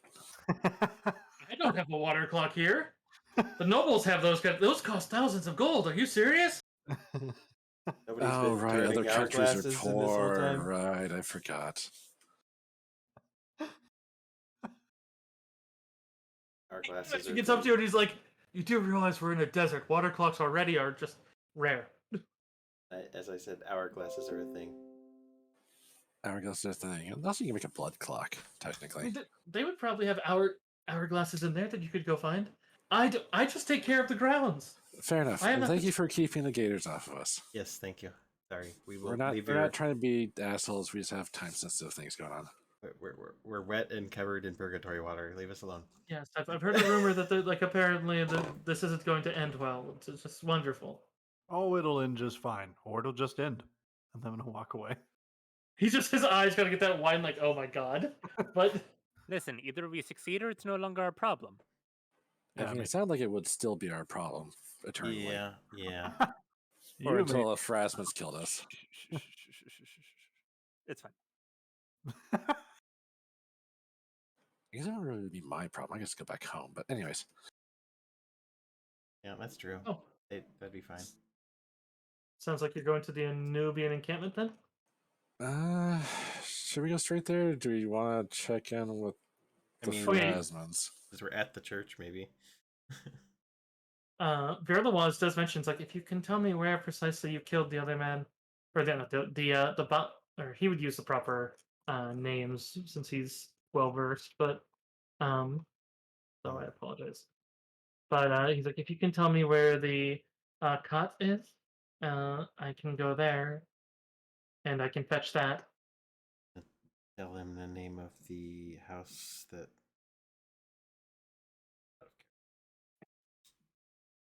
Yeah, it was the mummy. The mummy place. I wish I'd taken a piece of it now. I can't believe I didn't. Took a piece of every other undead we came across. Have you? Never mind that. Anyways, No, it's okay. I want to. You know what? Once again, another pin. Listen, I'm not going to stop you from having them. I might want to study them with you. You would see as Verlawaz kind of cocks his head to you, and I hope you reconsider that. Yeah. Anyways, and I pet him again. just anyways, yeah. This what constitute as a sigh from the telepathic voice of the Nisoi as it just takes flight to fly towards where you fought the mummy. But he does kind of pause and flies and kind of hovers a bit and just where will you be heading so I can meet you there? I guess we know the location of the Anubian camp, so we will head there. Can you tell me this location? You could, but it was Yes, just one of the. I am describing. Sorry, that's what I meant. I'll show him on like one of our maps. Yeah, so Witchy and I is like, I'm signed there then, and I will find you there.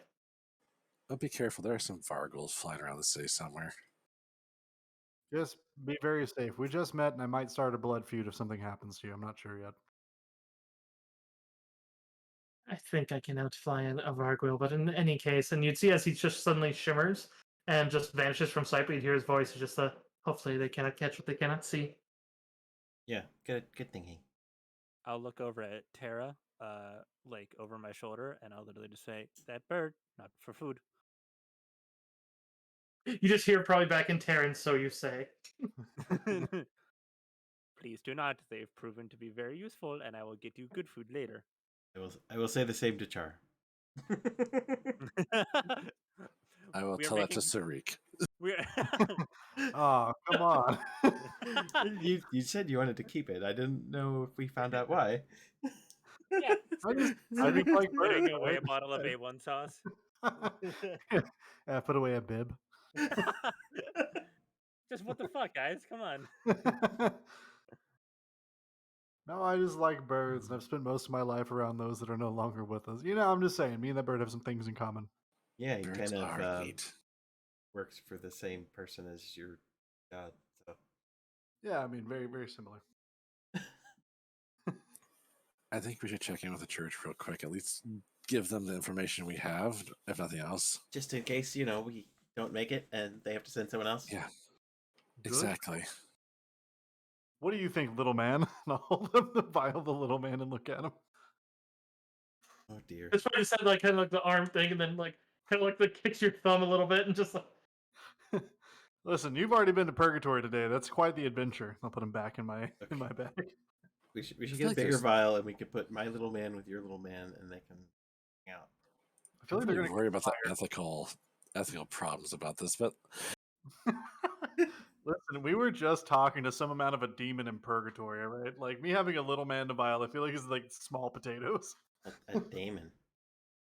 Oh, I'm yes, sorry. Damon. I apologize. They're I wonder if his name was Matt. they're angrier, I think. Damons are basically like, okay, consider this. You know how like shit heels devils and demons are?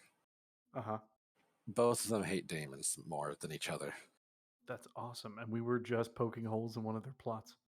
Yeah, basically like devils and demons will co-conspire just to make sure that demons don't get souls. Trying They to get a hate lot each of other, souls. but they hate them even more. You hear that, little man? We almost met Mogram. I definitely put him back in my bag. I mean, if we were lucky, we would have met Magram. But anyways, to the church. Yeah. So I mean, I don't really have. I imagine that Sabti is still just resting since you're only 2 Yeah. hours, but otherwise, that's not the thing.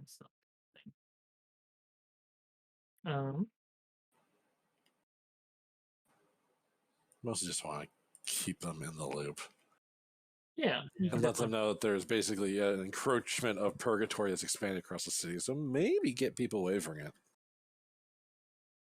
Yeah. So I imagine you could approach them and give them an appraisal of what's going on, which they'd probably actually wake her to explain it as she. But I know that the end result would just be her saying like, "Okay, yeah, let's evacuate who we can, keep people back. We'll try to use probably some planar anchors to see if we can try to fight it, but we'll see what we can do."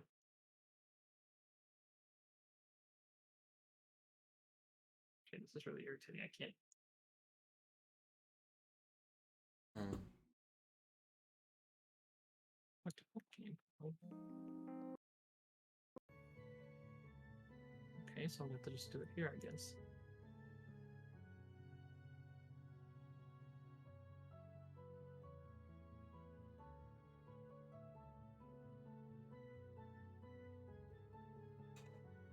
Can't drag and drop a picture. I needed to drag, so it's like trying to set up the next thing, and it's just saying nope, won't let me upload it.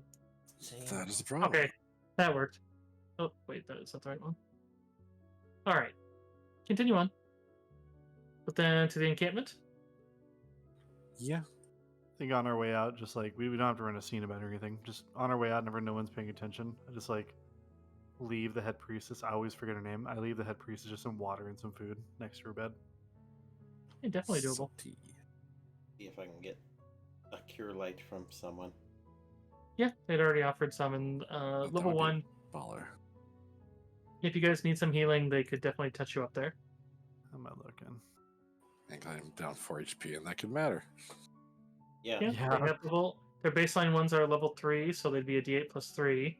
So yeah, if you're down 4, it's guaranteed. They can only really afford at this point, since you're approaching just over halfway of your time, since it's basically supposed to end at sunset tomorrow, and you're in the middle of the night right now. You could take a rest at this point because time is still passing. So if you want, you could rest before you go to the Nubian encampment, since you're running out of potential places. Resources and stuff too. So this might be a good spot for a rest. Good idea. I think we could all use our resources if we're gonna face this guy. Yes, This is true. The Pharasmans would warn that they are running low on materials and they're likely to be even more sparse tomorrow. However, they are saving certain high level magics for the potential of key things, such as basically they have a couple of wands of gentle repose that they're going to rely on, hopefully some high level casters surviving, so they have resurrections slated for high level individuals. Sorry, go ahead. What was that? I was just gonna ask if they had any simple oil flasks, small ones. Like just a normal flask of oil, like the wood copper things? Yeah, just little flasks of oil, like how I used against the mummy fight. Because if I can restock on those, that would be. And they have those. Can I get how many do I have still? Let's see. I mean, how many are you asking for? It would be my first question. 3. They would happily give you 3. Okay. And you don't have to worry about even paying for it because they're just at this point there might not be a tomorrow at this point. So I might not need to light those lamps. Yeah. it's like I imagine the way they put it is we'll be happy to see darkness again at this point. Sometimes the quickest way to get to the darkness is through the light. And by light, I mean setting everything on fire. So yeah, if you guys want to take a rest at the temple, you can, and they will tend your wounds. And as long as you don't have anything that's I don't think anyone had drain. Did we? Nah. I cleared all that from the last time. Yeah. I just had 1 point of damage, probably from the sun. Did anyone have any lingering diseases that I had to worry about? Nah, Shopsy took care of all mine that were potential. Oh right, yep. There was a one, and then she took care of it. Okay. My curse was fixed, so. Spell's back. Fuck yeah. I will actually, just because we're doing a long rest, yeah. A rest. Yes. Okay. I'm going to actually slot detect curse. Detect cursive. I'm right here. Yes. Curse detected. Aha. Yeah, level 2 cleric spell, so I'm going to slot that instead of heat metal. Only you had remove curse. Yeah, right. If only.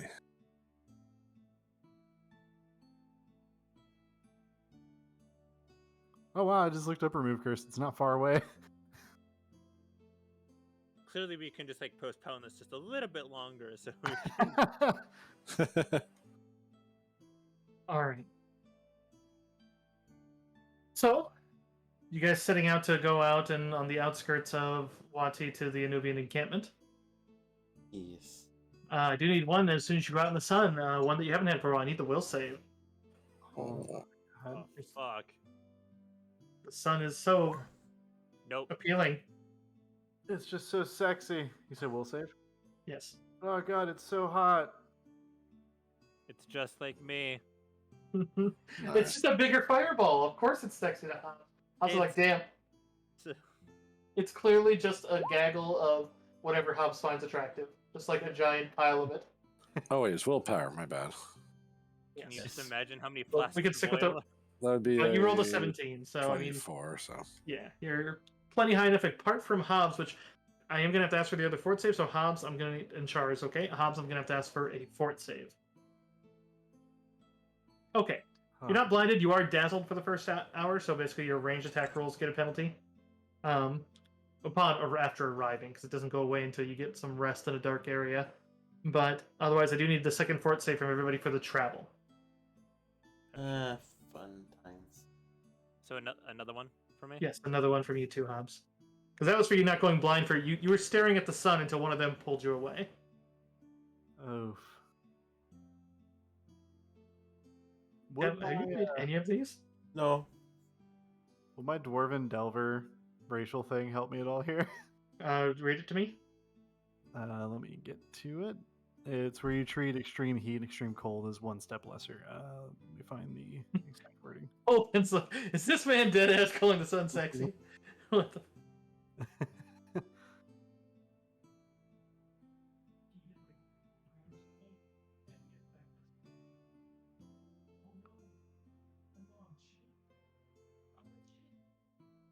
Sorry. Sorry, say the thing again.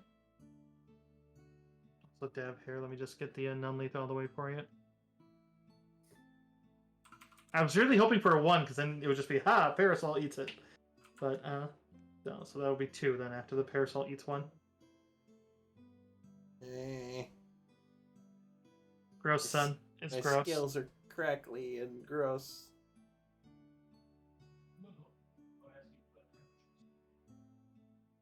I need cream.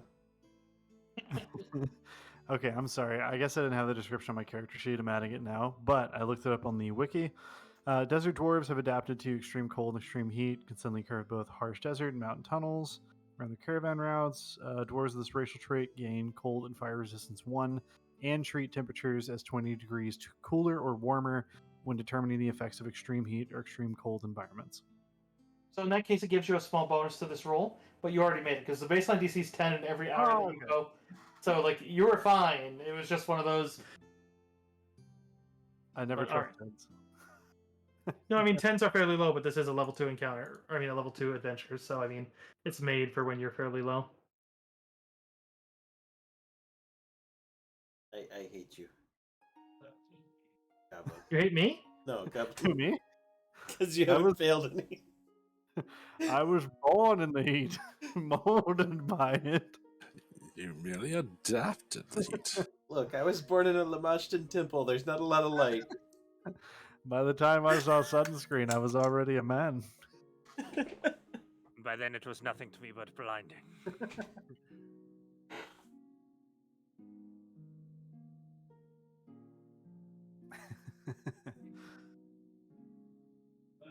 All right. So that'll bring you then to the Anubian camp, which we will move the map over. Mute myself and get some clicky clackies. We'll zoom out to the plan. It's all right. Let me get to the description. Doo-doo-doo.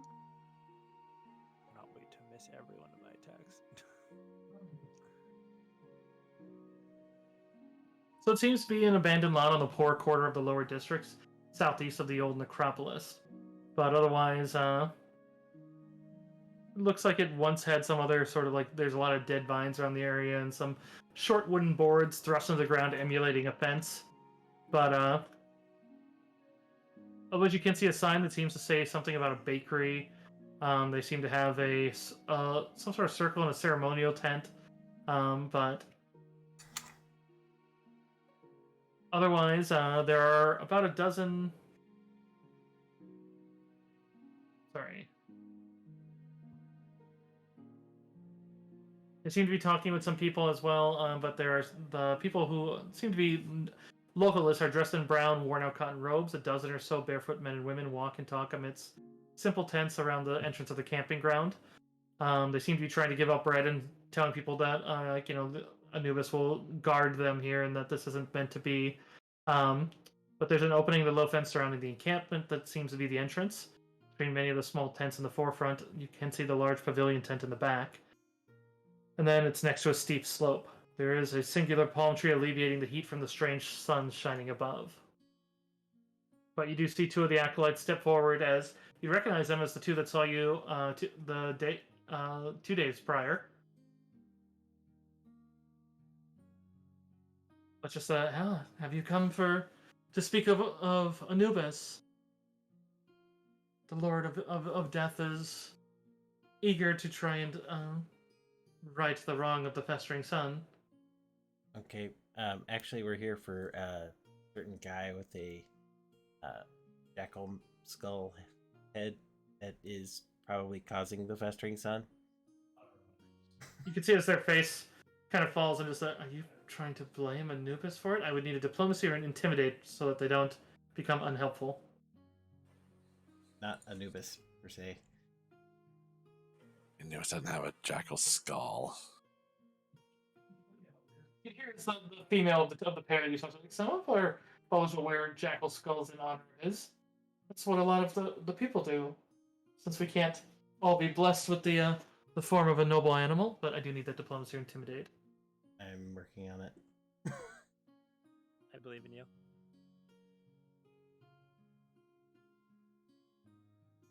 You're gonna be diplomatic or intimidating as fuck. I just know it. Diplomating. Diplomating is my preferred form of social interaction. Are you threatening me or persuading me? Why not both?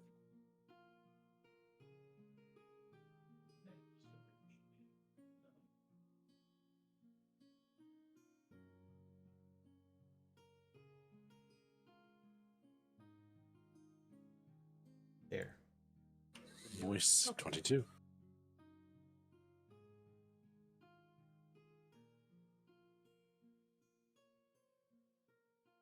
So, yeah, they seem to calm down as they realize that it's like, yeah, just because they do wear the skull, but it's like sometimes, but that doesn't mean that this person was. And also, I mean, you did hear from the Nozoi that it's like, well, the whole Anubis thing was an imposter thing of Kaponix.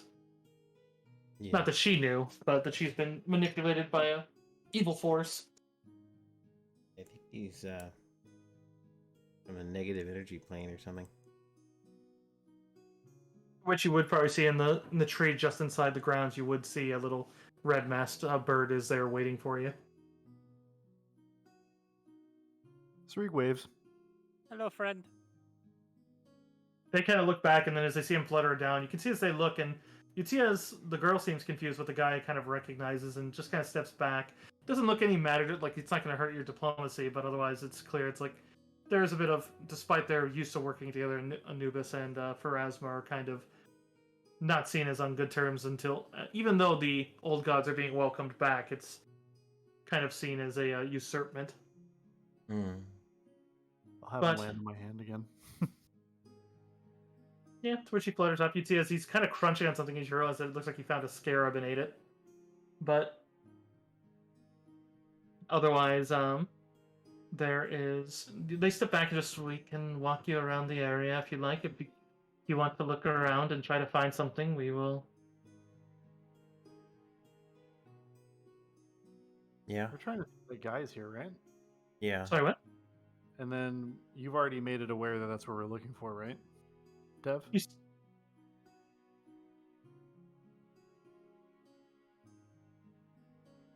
I mean, they mentioned that yeah, there's a guy here that is that you want to check for.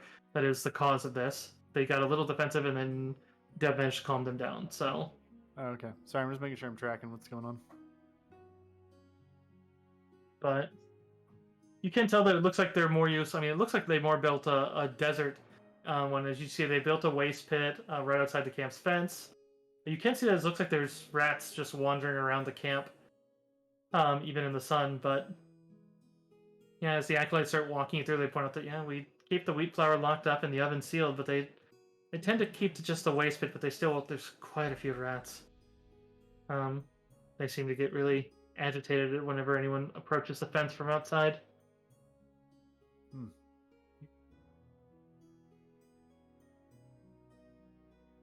And we don't go near the southwest pit anymore because the rats have been so hungry. They seem almost aggressive in the sun. Do you need breakfast? We do have more bread. I suppose we haven't eaten.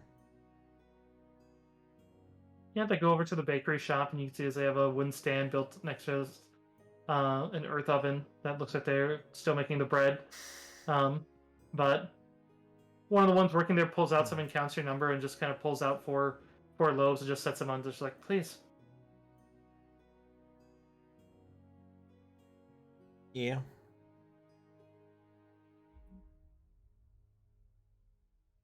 I'll grab some, and then I will also offer some to this burb.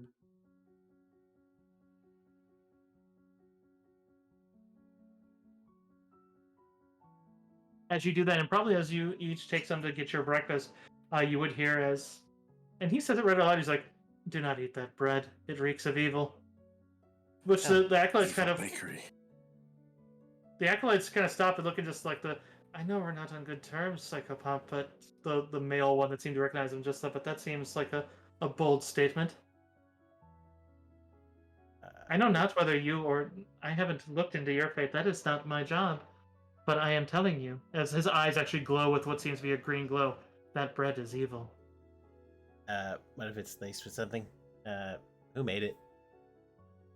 The one who put the things together, I just did. And she actually kind of puts her hands up because, like, she's like, you can see her kind of like, she seems very afraid. Can I cast the detect poison cantrip? But they don't seem to have poison. He knew he was like right about to put a piece of Don't put that in your mouth. Don't do that. Hold on. bread. There's a bird turning down bread. I don't know if you know this, but they don't tend to do that. There's. This isn't like any sort of bone meal or like blood meal, right? No, it's wheat flour. And she points to the bags. Can I inspect these bags just on a whim here? Can I inspect these bags for holes in them? Yeah, you can do that. You pick them up and look, and you see her she's helping with it, and you see her she's moving very carefully because it's clear like they think. You get the feeling that they deal with a suspect on a day-to-day basis. Oh. The female who met you at the gate just kind of just like, we know that a lot of people think that we're allied with Kaponic, but we're not. We know that evil priestess, which like set aside a great deal many of curses, but we kept the faith going. Yes, we are related to her followers, but we follow Anubis. We do everything proper. We don't spread evil. Look, we're not here to cast any aspersions on you or Anubis. We're just looking for whoever is trying to kill everyone in town. Yeah, I'm not checking these because I think that you, as individuals, did something to our bread. I'm checking these in case a other nefarious force is trying to poison you and us. Yep. If you would like, does anyone have detect magic? Yes, Wait, I think I do. I just unslotted it. I have I know it. you did. I have read magic. Fuck. I have it. Cool. Okay. Otherwise, if you want to give me either a knowledge arcana, or a spellcraft would be more accurate. I certainly would like to, but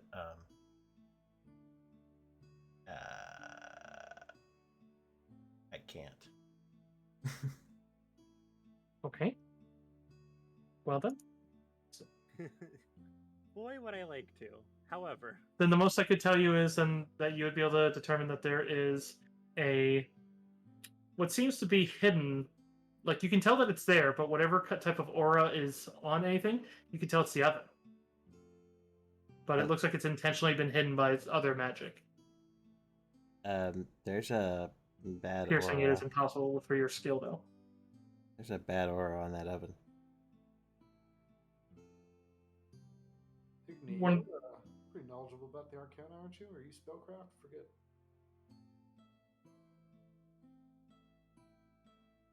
Hobbs, what?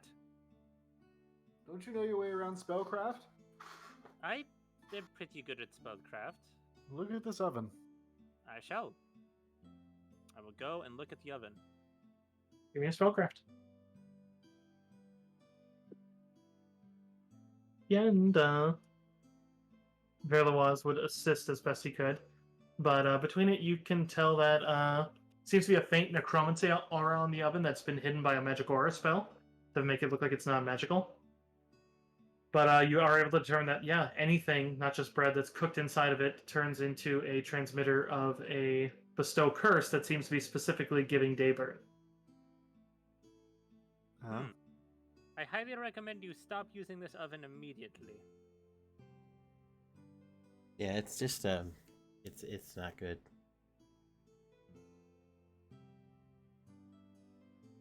some of them look to each other, and you can see, yeah, quite a few of them have rashes and such. As it does look like it's been hitting them, but it's not like it's avoiding them or like they don't. But they're just kind of a sigh. Is like even the cook just kind of looks at it and just and you can see as deflated as she looks. It's not your fault, or at least I don't think it is. I'm gonna go into my equipment. Let's see. I'm gonna go to my backpack. How many people are in this camp? They have about a dozen of their followers, and then quite a few of the villagers are here. Fuck. I have 5 days worth of trail rations. Nah, just leave it Um, for yourself. Yeah, if it's not fixed by tomorrow, it's not gonna matter. So Alright, we'll try to get you good food as soon as we can, but do not use that oven. I'll put my hand on the baker's shoulder. Like, it's okay. You didn't know any better. You weren't harming anyone. Do you know who all used this oven in the past day or two?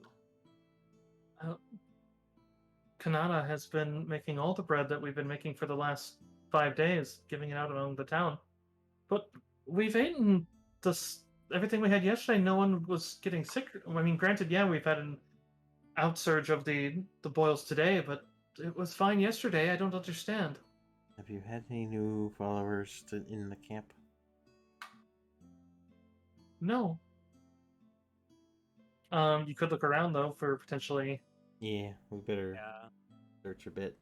Somebody's obviously been here and messed with this, so. I have a question that might be meta, and I'm not positive, and I would like some clarification, please. Verify it. I would like is it possible to use the detect curse spell to locate an individual that would have bestowed whatever magics is on this oven? I don't really know how that works. It says it works the same as detect magic as a spell.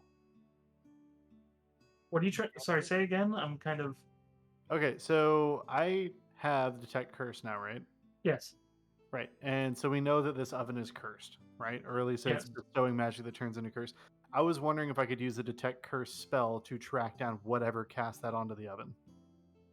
Oh yeah, you could do that. Oh, for real? Okay. Then I would like to do that, actually. So I would say it doesn't take much of a check just because it's what this part wasn't hidden. Don't mind that, I'm sorry. But you do manage to find a trail that goes off this higher section. It seems to lead to some animalistic tracks up here.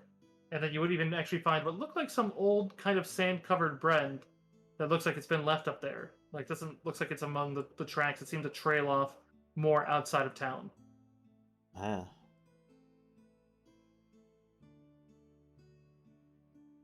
All right. Listen, once again, whatever your name is, Baker, don't feel bad. This is not your fault. You had no idea of knowing. Someone is clearly trying to harm you and everybody near you and all of your people. It's okay. Because we'll either get it fixed or it won't be your problem tomorrow. I'll give him a quick tap on the shoulder and walk off. If anyone would like, you can see if she looks dejected, but otherwise nods and like, if we survive this, I can give you the recipe. It's actually really tasty. Normally, it wasn't yesterday, but today's felt a lot better. But it's actually worse. And you see, she's just kind of doesn't need like direct company, but she's just kind of. I would love to try some after we get your oven cleaned. Or just a new Oh, oven. anyone with knowledge of nature can try to identify the track. Knowledge Ooh. of nature, not me. Not me. Not it. 19. Griark, you would recognize those as gremlin tracks. Ah, shit. Yes, shit, Good or indeed. bad? Gremlins are little fey spirits that generally have some form of unluck, generally immune to their own unluck, but generally also befall bad luck of their own. But it seems to be like a trio. Well, excuse me, a pair of tracks. Looks like they go down and not even that far. Just outside the city limits. To another, it seems like the other side of this outcropping, this stone, whereas they built against the wall. Gremlins. But yeah, otherwise, yeah, with that check, you would know gremlins, yeah, they have unlocked. They generally mean to their own. If you have any luck ability, it negates their unluck usually. They all have different ones. There are some that are built around traps. These ones seem to be around. These seem to be Pugwampy tracks, which are the ones that generate the aura of unluck. But which can be really bad because basically for every Pugwampy within 20 feet of you, you have to roll another die and take the worst of all of them. You just get disadvantage on all your rolls. Except the problem is, like, if you fight 8, you're rolling 9 dice. Oh my god. Roll But they 9, generally take the have, like, worst. 2 HP. Like, they're very, very weak. So it's like they have DR, but they're still, like, they have, like, 2 HP, so, like, a magic missile just kills them. So you said But- within 20 feet? Yeah, 20 feet. You gotta basically I'm just gonna stay ready back. light hammers. You just gotta do stuff that doesn't require die, like just smash an alchemist fire on your own face. Hand me a bottle. Burning hands. Haha, ignore everything. That is exact. I have it, and I can use it once per day for free. Those fuckers show their face. Yeah, I think we're gonna pursue these guys, right? Like, I mean, it's still worth I it. mean, yeah, we should.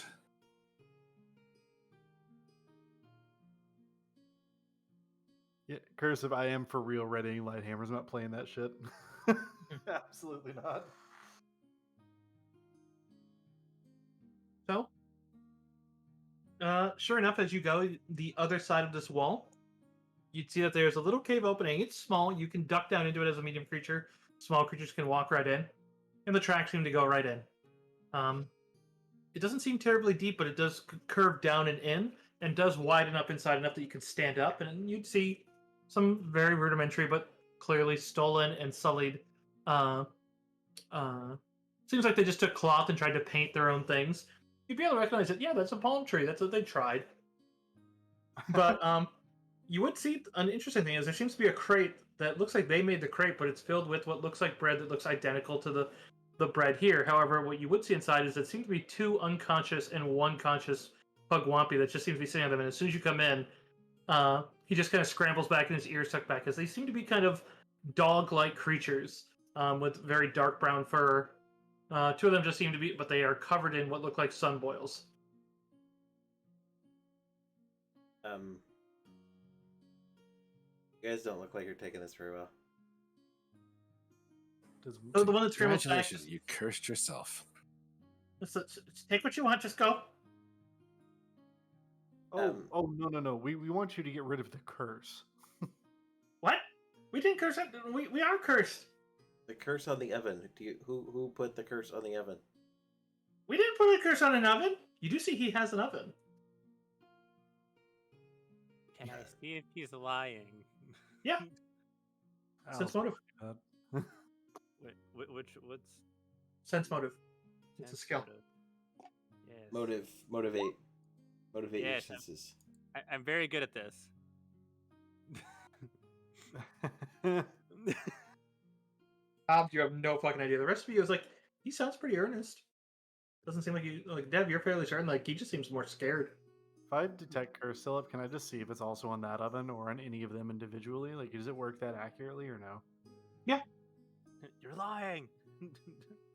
You can tell that his oven is not cursed. He and the 2 unconscious ones are, as is the entire crate of bread they have. Did you? Did you steal the poison bread? You see as he kind of like gets this like kind of not shitting but kind of like nervous grin. He's like, well, we thought it would be funny that like most people don't like gremlin bread, and so like we made a bunch of bread using their own flour, but their recipe was hard to follow.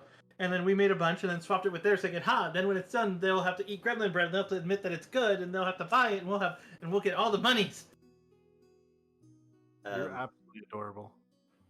Wait, so you didn't curse the oven, you're aspiring bakers. I mean, aspiring for money, but he kind of gestures to his to unconscious. Most bakers are for money. Yeah, they don't. Oh, Really do it for They you. don't just do it because they like it? Nope.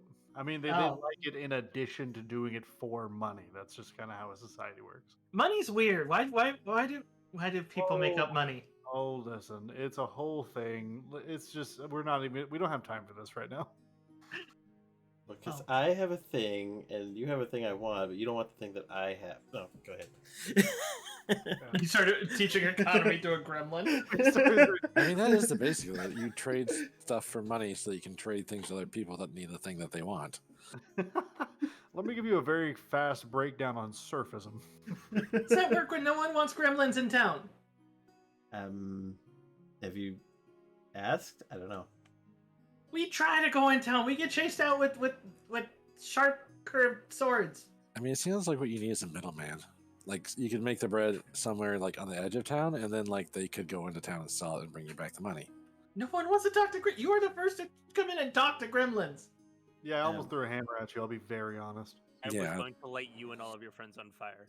You just hear a whine. Look, Like you seem Yeah. like fine gremlin people. Where we're luckily from, the two we of would us are from certainly, Haven, so yeah, we would certainly give you a chance. Where Haven. we're from. Very- There's no way these guys have knowledge local. Are you kidding me? It's a gremlin. It's across the sea to the north, and further. There's things across the sea. there's a lot of seas, and there's stuff across all of them.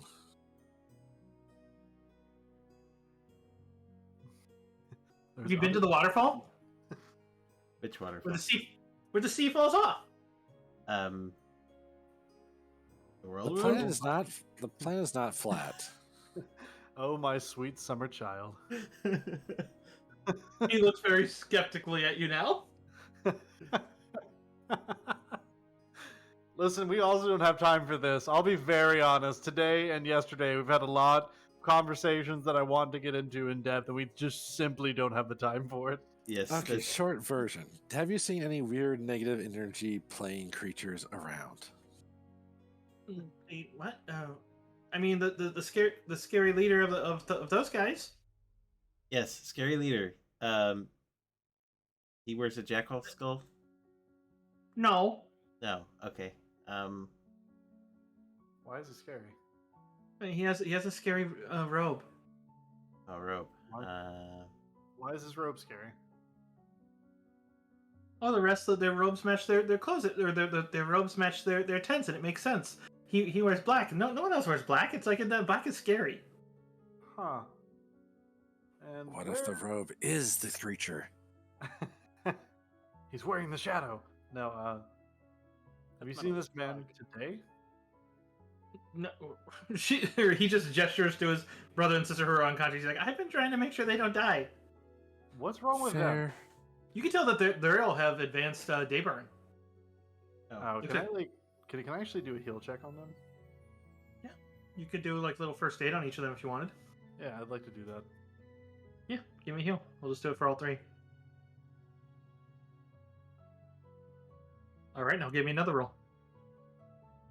Oh right. I Fuck. can't turn that shit off. Hey, Okay. Haha.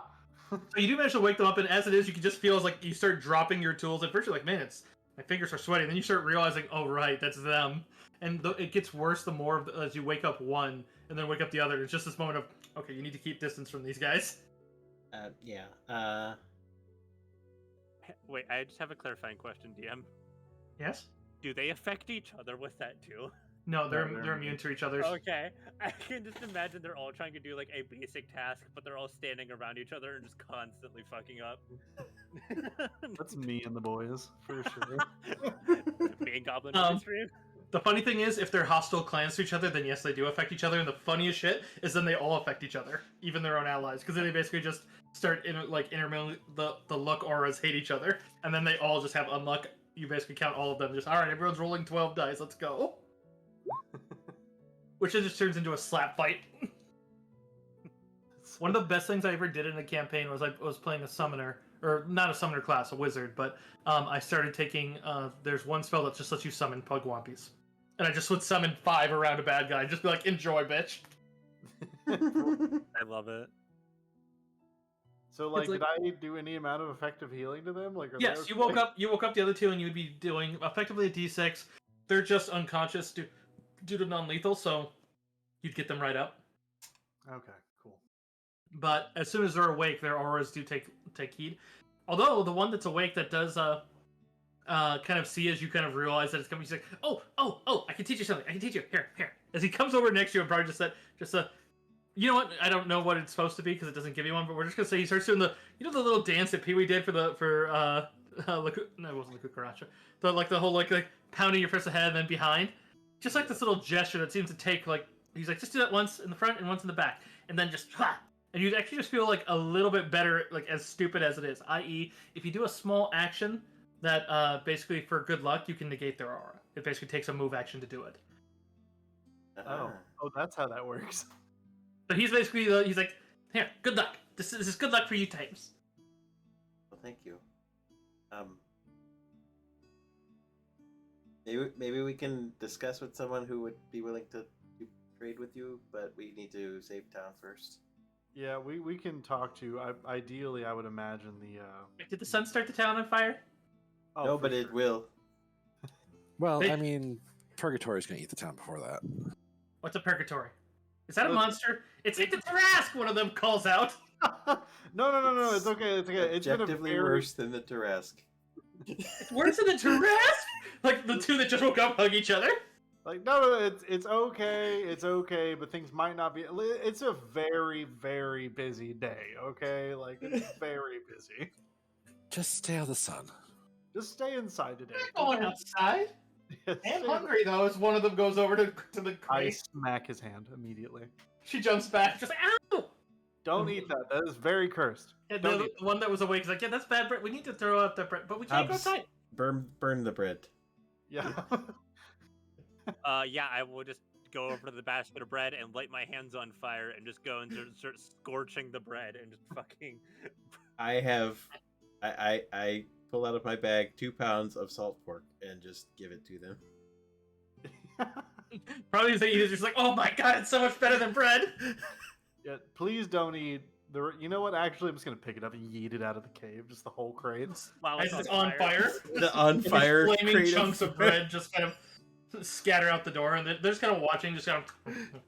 Yeah, listen, I don't trust any of you to not eat anything left. So just don't go outside, and especially don't eat. Even after, if we save it, don't eat any of that.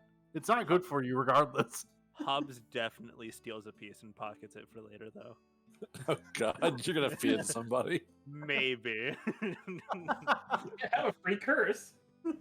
Listen, I'm not saying I will, but I'm saying I'm putting it in my inventory. Writing it down. Yeah. Sun, Sweet. blight. That's what it's gonna be like book 3, and it's gonna be like rock hard. They're like, what do you? Why you're offering me moldy bread? No, it's Right. Just, here, have some hardtack. It's fine. There's cantrips for that. Yeah. All right. So, anyways, back to this black robe wearing man. Where did you see him last? Just in the camp, generally, or around here, or by Yeah. where? You talking about the brother guy, the one that they said they're all related to him, but so they all call him brother. Oh Lord, where is he? Big Tent. Big tent? Is that what you said? Yeah, Big Tent. Okay. You enjoy. He doesn't your come pork. out much, and he's always grumpy. Yeah, I'd be course. grumpy too. I'm about to catch this ass whooping. Anyways, enjoy your pork. They all kind of wave in tandem. How big is their oven? I mean, small sized. Yeah, it makes sense. Should I do something really Oh, what do you want to do? Dev opens her bag slightly to show Hobbs a pound of coffee beans. Oh God, you monster! Huh? Gremlins on coffee. Goblins Yes. on coffee was bad enough. No, I no. I put both of my hands on Dev's shoulders and I said I would never appreciate you more than I would now if you fucking made these goblins very coffee jittery. Maybe when it's not death outside. We'll come back tomorrow, assuming there is tomorrow. Okay, that will be the ultimate way to celebrate victory. Yeah, if we win, we put all of these gremlins on coffee. Yes. The most sugary coffee you can make. Absolutely, the most. I'm sure that baker will get a kick out of it. I guarantee they'll do it.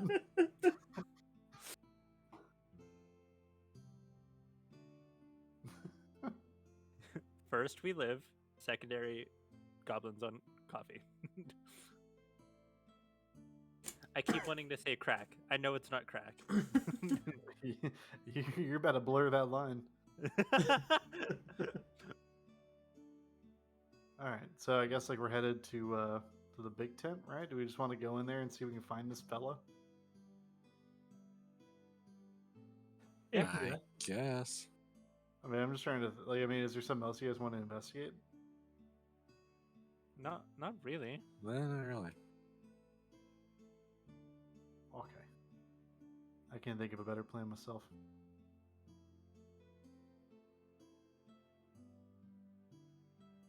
Okay. So heading to the pavilion tent. Yeah. Right? Mhm. Oh, I do want to throw mage armor in myself, just in case. You people and your buff spells. Yeah, I think I'll throw guidance on everybody just as we're walking in.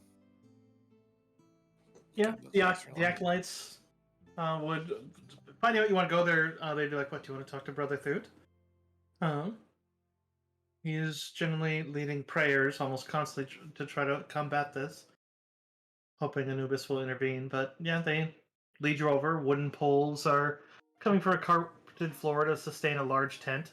The center of the dim pavilion, there are 4 robed men standing in prayer around a turning globe set atop an ornamented stone pedestal.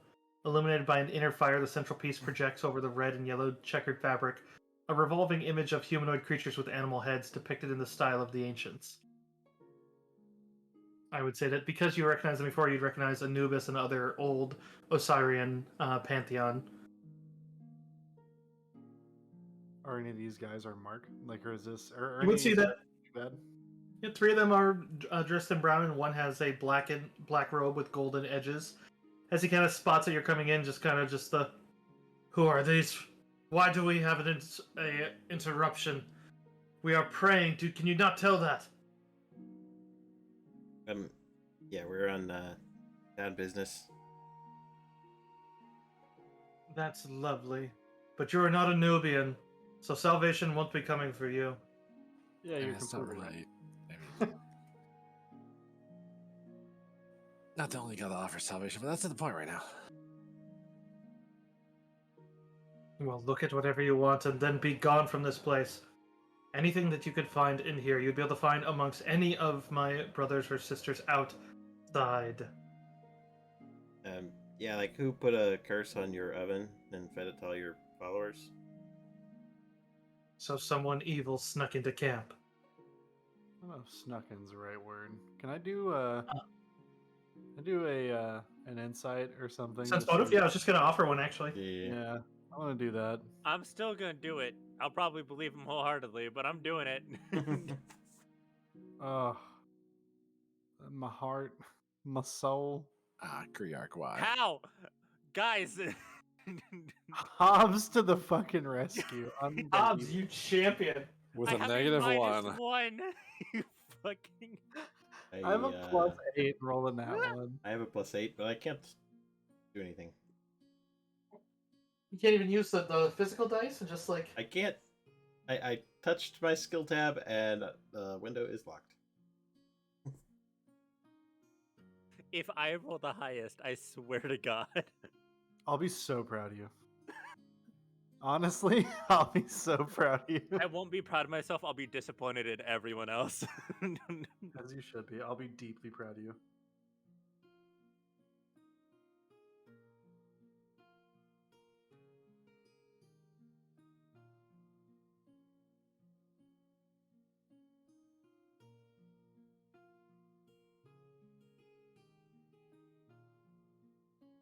Krusty Krab pizza is the pizza for you and me.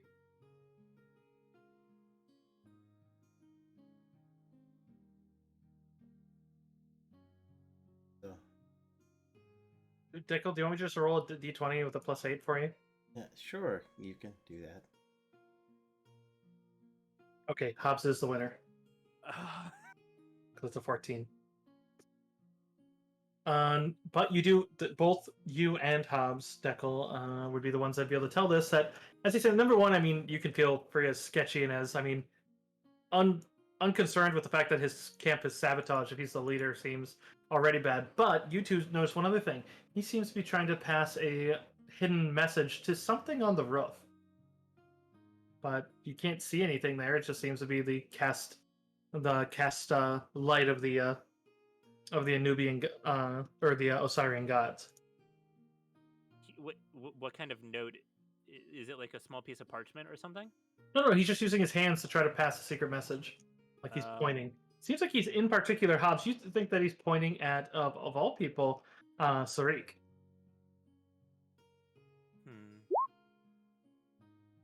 Otherwise, he seems to have brown hair and a large bushy beard.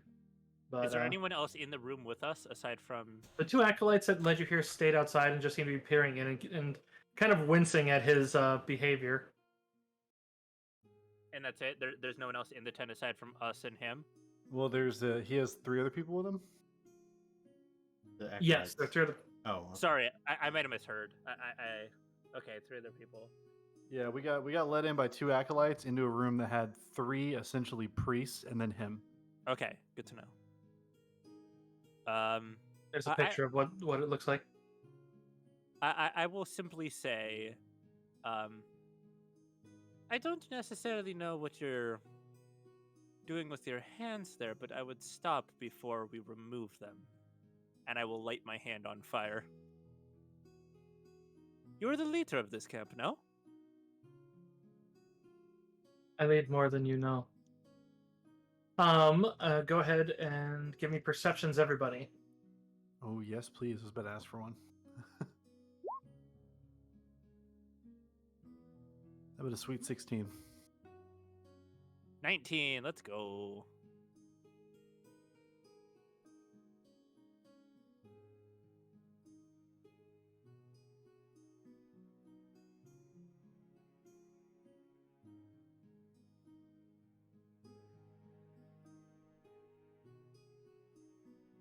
Jekyll, do you know what your modifier is? I do not.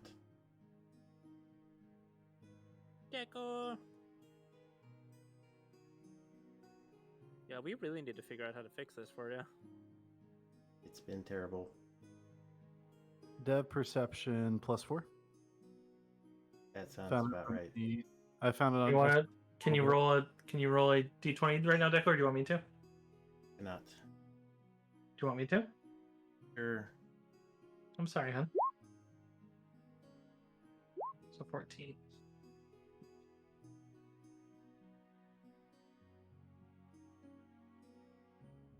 Let me get to where I need.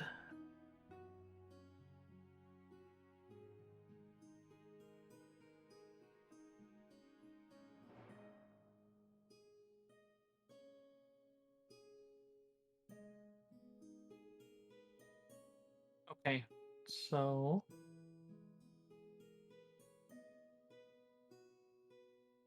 Hobbs, you were able to see a couple things. As it looks like there is some of those vines from the wall look like they're coming underneath and they're moving of their own accord. And you realize that they're probably some type of sentient vine. Generally, those ones are usually carnivorous. But moreover, one of the bodies, which seems to be the one for Ra, seems to be reaching down from the ceiling as it looks to be some sort of shadow creature. And that'll be initiative because you had because Hobbs made the check for the bluff one. You guys are all getting an initiative bonus over him, so everyone gets a +2 on top of their initiative. Yes. But otherwise, yes, there seems to be a shadow and then some sort of vine creature. Which let me get on the map here. And if you guys want to move into the tent. However, at the same point as this occurs, as he seems to be implying, I am the leader of more than you know, you would see a little flash of what the second picture I showed there, where it looks like his body remains the same, but there's a skull of what looks like a jackal, and all the gold suddenly turns to silver, and it looks far darker and more ominous, as it just seems to be. You realize there's nothing under the skull, as if it's just a human neck going up to a void inside of it. But then as soon as it's there, the entire robe just seems to go limp as it vanishes. Seems like he's not even here. But Guys, I hate to tell you, but first round is probably going to be a mistake on my part, but I'm doing what I'm doing. I think I know what's happening. But... Ooh, he rolled. This dude better send me to Mogram first turn. I might accidentally send you to Magram, my man. That's fine. That's different. I'm at peace with me.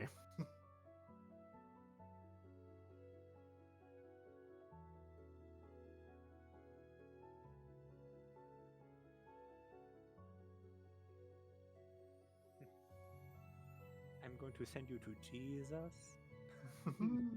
Same day shipping.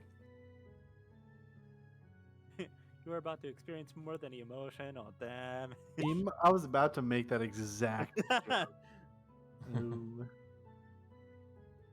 Okay, so let's see which ones I have for tokens. Damn, these people look good. Hope that Yeah, initiative. dude, price- Saint Drippy's about to get his fucking ass kicked. It's gonna be great. Good. Great. Love that. Oh, okay. I was like, I'm glad it's that sized. That's what I always wanted. Yeah.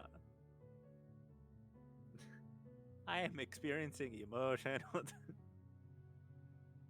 We're being attacked by a shadow beast? Mm-hmm. Huh. Shadow, huh? Yeah, shadow, huh? Yeah, right? Shadow. Hmm. If only there was something that could dispel shadows. Only. If only. Almost Hey, bird. sounds like I want this bird. So bad. Give bird. Burp. Burp. It's a really cool token. Hate the fuck out of that. Love that token actually. Love it, but I hate it. Yeah.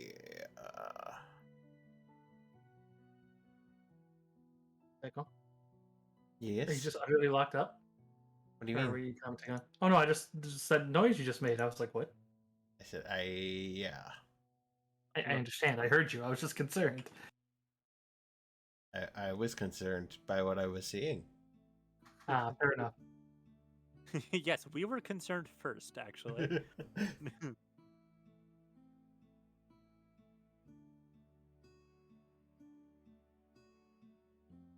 Okay, so it looks like your little Nosoi friend is up first. He does take flight off of your arm, Sarik, but he just kind of hovers back away from the shadowy creature reaching down.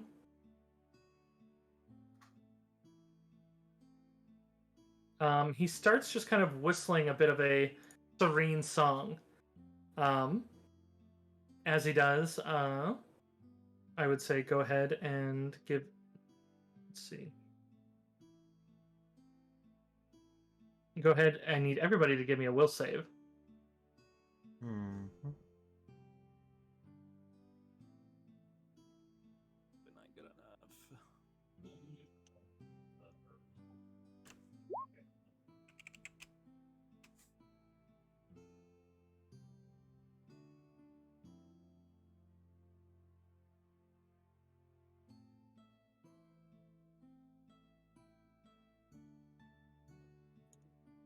Okay. So you all can resist as it almost seems to just kind of entrance you, even in the bits of combat. It makes you worry that he's actively attacking you, but you realize what is occurring, as you would see as the shadow just seems to kind of stop moving, and whatever passes for its head seems to stop, and its hand seems to go a little limp as it just seems to be staring at it, and then even the vine seems to also just kind of stop, but it starts coiling in its direction, as if responding to the melody. I think Hobbs was the one who made the check to recognize the psychopomp. I actually think that was Nikki. I did this When you first, you guys would recognize that as Hobbs. you'd recognize that as the haunting melody, where it affects all living and undead creatures, and it basically creates a fascinate effect. And otherwise, and once you have saved against it, you're immune. But otherwise, it can affect things that are other. But otherwise, oh, the mind affecting part means that the vine itself wouldn't care too much. But it seems to respond a little bit because I rolled on it. But otherwise, yeah, it does work on undead. Seems like he's fascinated it. Cool. You would know from a ethic thing they have to not try to like make major efforts to avoid allies or not, as they're supposed to be fair. But In this case, you all managed to resist it, That's good. which means the shadow passes his first turn, just fascinated. All right. And then he flew back over here. We are in a very flammable tent. At least I believe we might be. Yes. There is a shadow in front of me, and there are vines directly behind that. I'm assuming all of those are pretty flammable. So, Hobbs is going to put his two hands in front of him, and just say, "Oh, now you fucked up." And I'm just going to burning hands all in front of me, just like from So here. you're aiming to hit the tent to use its additional fire. Oh yeah, I'm setting this whole fucking place. All right, so Infernal rules it is. Fair enough. I'm like, there's no mercy. There is no mercy in this dojo. Let's go. Now you fucked up. You have fucked up now. Yeah, I'm All right, also going so- to look. I'm also going to look at all of my friends and go, "You might want to leave." Yeah, the acolytes, the 3 acolytes who were in here, all seem to resist. Just because I rolled 1 to apply to all of them, but. What's your reflex save? 14. 14. The assassin bind does make it, but the shadow does not. What kind of damage do you roll? If I just do. Wait, does guidance help with that? Oh fuck. Did you cast guidance? I did. On our way in, I cast guidance. Ah. So, well, that would help on their roll to roll against it, not his roll to attack them. Because that's a save on their part. Guys, only lasts a minute. Yeah, and we would have used it all on our willpower roll since that was the first. And you also had a conversation a little bit with this guy that lasted more than a minute. Yeah, that too. His reflex is a 2, so yes, he definitely did make it. I was just making sure he didn't have a. Okay, go ahead and roll damage. I think I got 10. That. Oh, it did roll on there, didn't it? Yeah. All right, so you would see that the vine itself seems utterly unfazed by the fire, but you do start the tent very much on fire up there. The shadow, however, does seem to burn a fair bit. Oh, the vine is completely unfazed. Yes. Okay. Seems like it probably has some sort of resistance. Damn it. Hmm. Now, keep in mind, Inferno rules get very hot the round after the fire starts, so the tent very much starts on fire. You guys would feel the sweltering heat about to start blistering pretty quick because the tent is catching very fast. Yeah. Knowing that I'm probably going to be attacked, I'm still just no, I can 5 foot back and not get attacked, right? So I'm just gonna 5 foot back Yeah. to like right here. So I'm. When it is 10 feet off the ground, that thing's not within reach of you yet. It started coming Oh. off the ceiling. Okay, So then- you have... Yeah, then I'm just gonna move like right here to the outside of the tent, but with enough room so people can move past and actually start getting out. And that'll be it. Griark. Griark is gonna back the fuck up. I do what I do. I low-key don't blame you, to be honest. Yeah, I mean, What is it to do this? I'm going to spend a swift action to burn a spell to add. I kind of thought that flaming didn't work, so I'm going to add ice to my gun. Okay. And then I'm going to take a shoots at the vine. Mm. Whoop. Use my grit to clear that. That's my last grit. Also, I'll let you amend this, but do you want to roll me a knowledge nature on the vine? Oh, okay. I know you have it. 27. What a roller coaster of 2 rolls. Right? You would recognize that as an assassin vine. It has blind sight, but otherwise very bad perception. You would know that it is immune to electricity and resistant to cold and fire. It has a slam that has a very good grab combined with a constrict and entangle effect. Basically, if it grabs you, it'll probably kill you pretty quick. At least at this level. But yeah, Right. so if you want to amend that element type, because you would have known that, and I figured you would have known that. I mean, I can't switch any element that wouldn't need to be resistant or immune to, so. Oh, you can't do acidic? I don't think a 6 is my option. Or wait, is it corrosive? No, It is corrosive. corrosive is not an option I get. Ah, that sucks. Yeah. Okay. damn. On If to I can, I acidic. will If I can, it'll blurt out that's assassin vine, immune to electricity, resistance to cold and fire.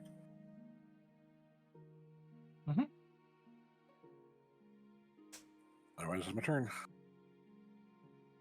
Wait, did you say resistant to fire or immune to fire? Resistant. Okay, gotcha. Tariq, you're up.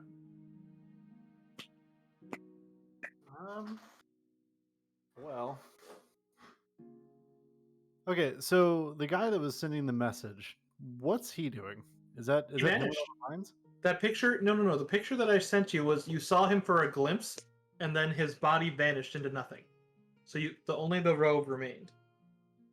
Oh, I sent you a picture in the Discord that showed you basically Right. saw what you know as Karux. That Brother Thut was Karux. okay. So that was the guy that we're looking for. Motherfucker. Okay. And we don't have her true name, right? Like the person that we're trying to make whole. Kapanik, you know that's her name.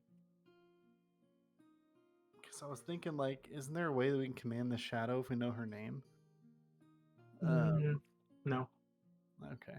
Well, There are certain archetypes that can do such a thing with spell rolls, and like a Grave Walker Witch can do it. Stuff like that, Command Undead type things. right. The shadow seemed to burn. Mhm. Okay. I'm going to. I don't want to get grabbed. I'm going to 5 foot back. It's 10 feet up too, so you're not within reach. So if you want to just move, you can. Oh, okay. Then yeah, I'll move to out here. And then I would like to actually cast command on. I don't imagine it's going to have any effect on those vines, so I will actually cast command on the shadow. I don't imagine command fall is going to really do anything. Can it still take a prone condition even though it's just a shadow on the ground? Yeah, you can tell it to basically come down off the ceiling. Basically, that'd be a prone. You Yeah, can trip flying creatures, that just knocks them down out of the air. So that'd be the same thing. yeah, I'm going to do that because I want it to just not be able to rush my friends very quickly. No, it certainly failed. Okay. So it seems to just release itself from the ceiling where it was reaching out, kind of like the labyrinth ghoul out of Yu-Gi-Oh, but now it's just Nice. Okay. Yeah, so it'll lay there until my next turn. Yeah, that's it for me. all right. Dev. It's not currently prone yet. It will on its turn. Right.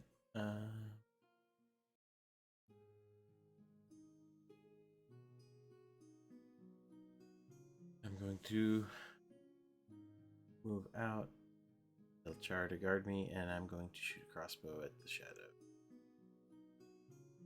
Shit, but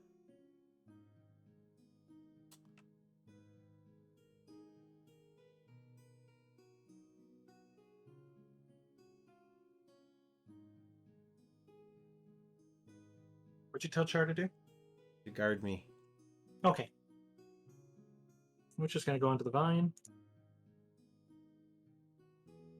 How fast is the vine? 10 feet, I think.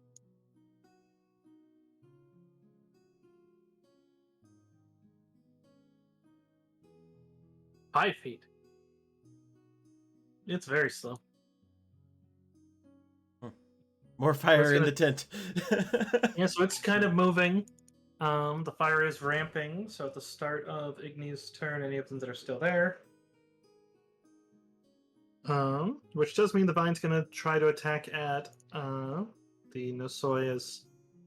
It's not this turn, since it can't charge. Oh fuck. No, I love that bird. Yeah, because on his turn he's gonna try to fly away from it, but and withdraw wouldn't help him, so he'd just be booking it out. That's certainly gonna hit. See if he manages to grab him. I hope you guys like roasted bird.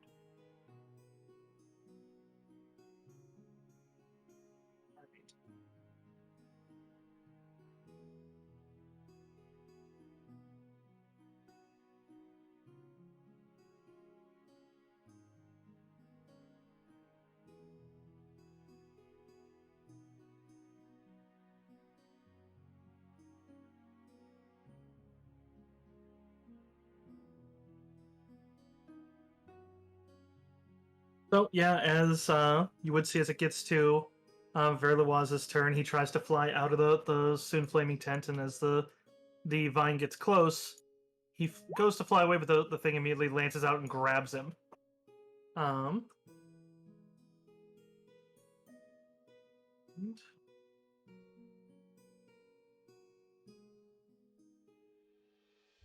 he is still awake and struggling, but he doesn't look all right. He has another turn, so he's gonna, or another action since his one move action triggered. So he's gonna try a move action to try an escape artist. Actually, no, in his case it'd be a CMB. He doesn't have escape artist. Probably switch from my chill music to my battle music. Well, as he could try that, that might be better. Yeah, he can't fail the check on that one. So instead, he starts just kind of shrieking, and it turns really loud as he seems to be echoing, and it starts even tearing the tent. So those two things have to do a fortitude save. Oh god, fucking thing.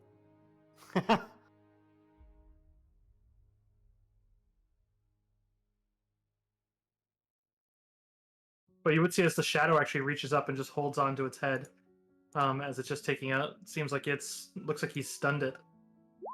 As the shadow takes 8 damage, and so 15, and then this thing takes 4, and the shadow's stunned.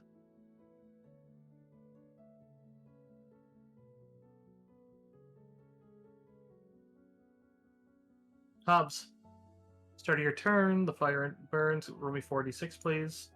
He's stunned. Oh god. Some very good rolls, my friend. I have So some of that gets through the vine. That's gonna kill the shadow.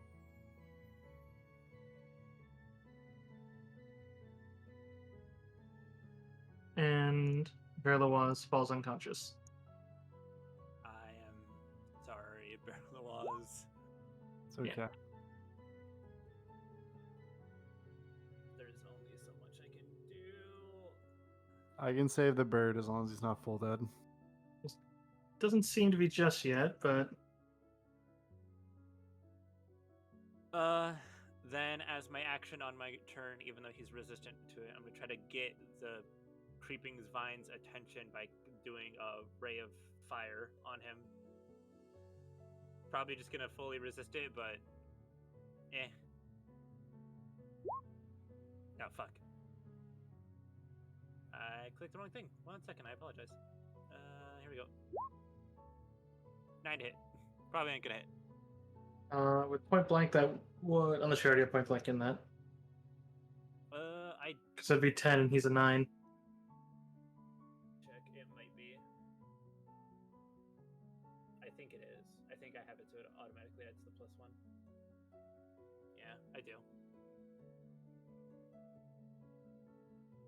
Yep, so it just misses then.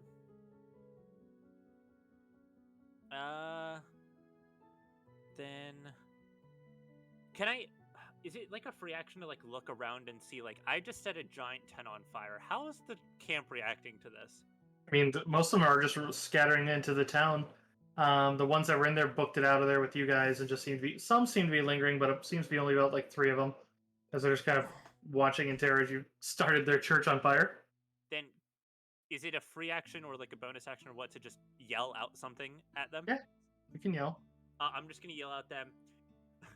Your leader is trying to get you killed. If you see him, shoot on sight. I promise you, we are not the bad people here. Okay, so noted. I imagine a couple are kind of lingering. Some still seem to just be booking it. Some seem particularly pissed, but none seem to be actively trying to fight you. Seem like they're more scared.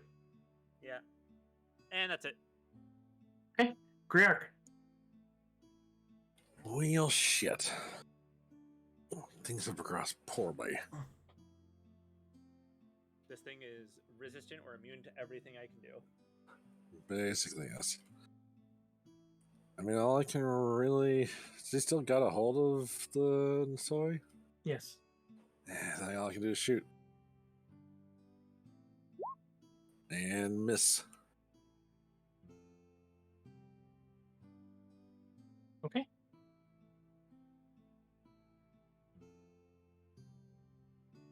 Tariq? Running in there would be a really bad idea, right? I mean, potentially. The fire is only on this side of the tent so far. Once it progresses to this side, then the damage ramps up. That's what Inferno rules do. Granted, a tent doesn't last long in Inferno, so it probably won't reach that point. But like a wooden building would. Because basically, once the material has fully gone, like you already see a hole in the back where it's already burnt all the way through over here. Because 22 damage would easily bust through the wall here. So where the burning hand started is already torn open. How many people can these vines grab? Or am I allowed to know? A large creature can hold up to 4. Basically, 1 for each square. Oh. Oh, okay. So I would still very much be in danger of that. It would basically be limited on how many limbs they have, but an assassin vine doesn't have a limit to its limbs. It's just vines. I really want to get that bird out of there. Can I do some kind of check to see if this thing is mindless? I mean, from the other one that Grioric made, do you have knowledge of nature? I do not have knowledge of nature. I mean, from what Grioric made, I mean, assassin vines generally are regarded as, yeah, they're just simply they exist. They can be coaxed with living things and such, but Okay. I'm trying to figure a way to get that it bird, going. the woodwork, yeah, the bird looks literally on death's door because it looks exceptionally bloodied. Yeah, I'm trying to heal that bird and get it out of there. Question about a grappled creature, right? If Mhm. a creature is grappled, can I go up, as unwise as this might be, could I go up, heal the thing, and then it has another chance to get away? Yeah. But the problem is, its turn comes before the Nosoi's, so if it focuses on killing the Nosoi, I mean, you saw it did a massive amount of damage to him. It does have to make a check to maintain the grapple, which it could roll poorly on. That gives it more of a chance than it has when unconscious. Unconscious, it can't fail. So it's pretty much guaranteed that if yours and Deb's turns pass without incident, that vine is most likely going to kill the Visoi. It probably has maybe 3 HP. And it's dealing a d8 plus 7. Okay. Sorry, guys. I'm trying to plot right now.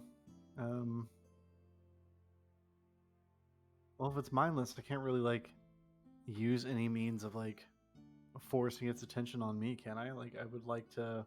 Not really, no. You could try to move up and force it free. Because you could do that. Yeah. How does that work? It's just another CMB check.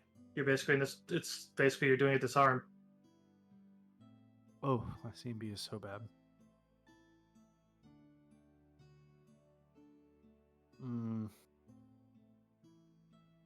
Otherwise, you could try to just kill it. True.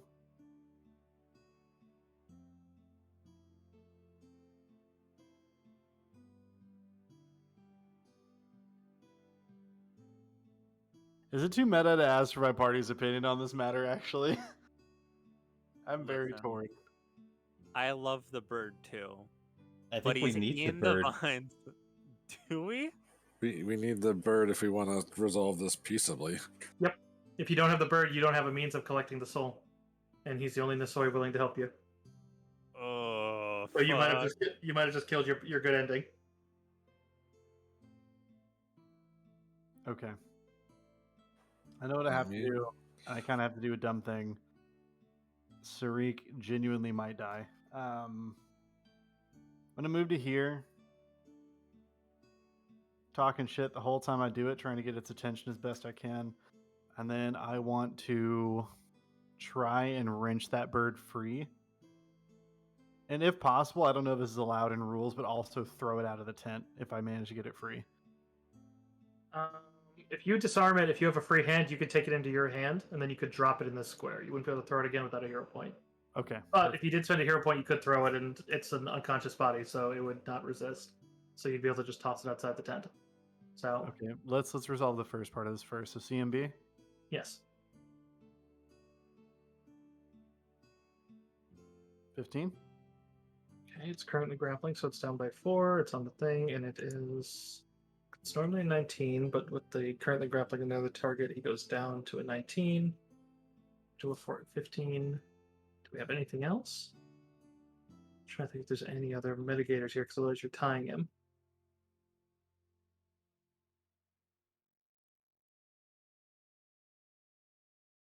Oh, yep. There's that. Okay, so yeah, you do manage to pull him free. I will burn as much as I probably shouldn't. I will burn my last hero point and throw that bird smooth out of the tent. You could take a whole turn. Oh, you right. get- Burning hero point just gives you a whole ass turn, right? Right. Okay, then So yeah. since he's an object, you could just that would be a move I'm action. so running even my though ass right on out of this tent with the bird. Right? Isn't that a thing I can do? You could withdraw. yeah, if you Yeah. withdraw, the vine won't get an attack on you. Yeah, I'll do You that. think- Like, I can do that and get the bird out, right? Yes. Oh yeah, for sure I'm doing that. I don't have to kill Sarit Yes. and we get the bird. Yeah, I'm doing that for sure, 100%. Yeah, Good so you man. can move 20 feet and then he'll be in it. Then plus the vine is slow and can't run or charge, so it'll be in the fire for another burn. Cool. Yeah, 100%. Whoo! Yeah, that's my turn. 100. That's my turn. All right. Okay, Dev? I'm gonna step over and cure light wounds on the bird. Go ahead and cast it. Okay, that does stabilize him, but he is still unconscious. Mm-hmm. I almost did a big fuck up. It was pretty. I mean, it's very. I mean, the amount of damage you're putting to this thing is crazy huge, though. Yeah, honestly, you didn't do a bad thing at all. Uh, You did not do a bad thing. Because assassin vines are deadly at level 4, and this thing's like, because it is CR3, and so it's like, and these things are like really nasty, and so the fact that it was that and a shadow, it's like, oh, because yeah, you also killed the shadow, and shadows deal a lot of strength damage. If it crits, you could easily one-shot one of you, and then you turn into another shadow. Mm-hmm. oh, good. Great. Yeah, also, full disclosure, if that shadow would have hit me, there's no way we'd have gotten the bird back. Like, you made the right choice. All right. So he creeps over, but the fire has also creeped over him, so he's going to take another 46 on your turn, which goes right to your turn, so I would roll that first. He does get another reflex against it. Ooh, it is 15. lower, though. Oh! Yes. Nice. Oh, the timing. Okay, That's so... okay. Yeah, so it turns into 30, then loses 10, so 20 more damage puts him to 36 out of 30 HP. He is burning and crisping as the rest of the tent does too. Since we're no longer initiative, I am also going to cure light wounds on this bird. In fact, can I like empower it to like second level spell? If you have empowerment, yeah. I'm Oh, sorry. you need to slot it that way though, because Yeah. yours. Oh, right. You're right. Heightening a cure wouldn't really do anything. Oh, yeah, you're right. Well, and again, empower is a different thing. That's empower spell, but it would work on cure spells. It's a good one to empower, but yeah, you need to slot it that way. Heighten. but- Either way, I'm going to cure light wounds on this burb.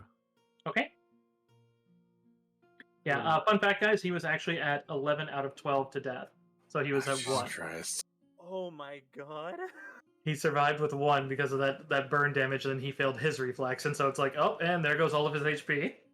Holy shit. Oh no. So what is that? A D6 plus 2? D8. A D8 plus 2. Thank God for healers. So for 6 more, does wake him back up Awaken, little friend. as he Don't kind of scare me like coughs up a little bit of blood, just kind of. Don't ever scare me like that ever again. And I'm going to hug this bird. I apologize. That was my bad. Got I a mean- little too feisty. That thing was really grabby. You just hear from the news story. You don't say. All right. I feel I'm like gonna we need find to you go- another pickled soul as soon as I can. Sounds like- nice. I feel I'm like gonna our next. assume that you don't want to have an infernal heal put on you. Why would I care about that? I don't know. I just. I'll slap it on him then. Where's my... Oh, hi, Gabe. Oh, and cleanly. I'm sorry that I missed your messages. I don't normally see over here. We're playing Mummy's Mask. Yeah. If you're still in chat, I apologize on that. It's hard for me to follow chat while DMing combat, especially. But yeah, 10 more healing brings him up quite a bit. Well, as the fire dies down and the tent begins collapsing, he does kind of go to stand up, and you can tell he's definitely drained a bit, but otherwise goes to fly up and seems to go near where the tent's falling away as he dives in and then swoops back out with a little bit of glow in his mouth. It seems like a shining black, almost like a black flaming orb before he seems to swallow it. Ah, there's our shadow. He circles back around, and you can see as he's still kind of covered in soot. You don't know whether from the initial fire or from his new dive, but otherwise just kind of lands back down and just... He slumps a little bit and then looks back and just like, all right. So 2 of 5. Wherever the Eidolon has run off to will be the... What, maybe we should find the other 2? We've got the Yeah. body, we've got the shadow, we know where the blood is. So then we just need what? The heart? The heart is the blood, yeah, the blood golems. And then you would know that the afterlife soul is the Volna Daemon. Right. Right, so that's 4. We just need And then Dude, the Eidolon. the Eidolon. Yes, we need him. Oh, we're out of leads at the moment, though. Well, let's do damage control. There's other civilians around here. Let's see what we can get out of them. Yeah, you do see as a couple of civilians have lingered.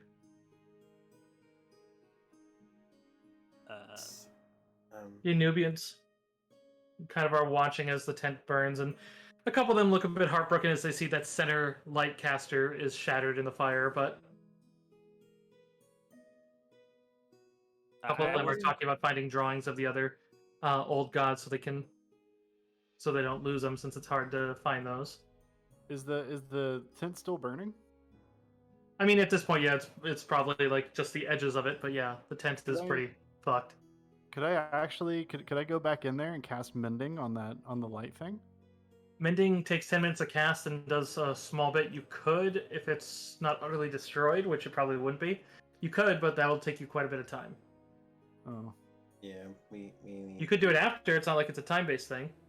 right. On our way out, I'll tell the people like, listen, we're really not the bad guys. We trying to fix all of this. I will come back and I will fix that orb whenever I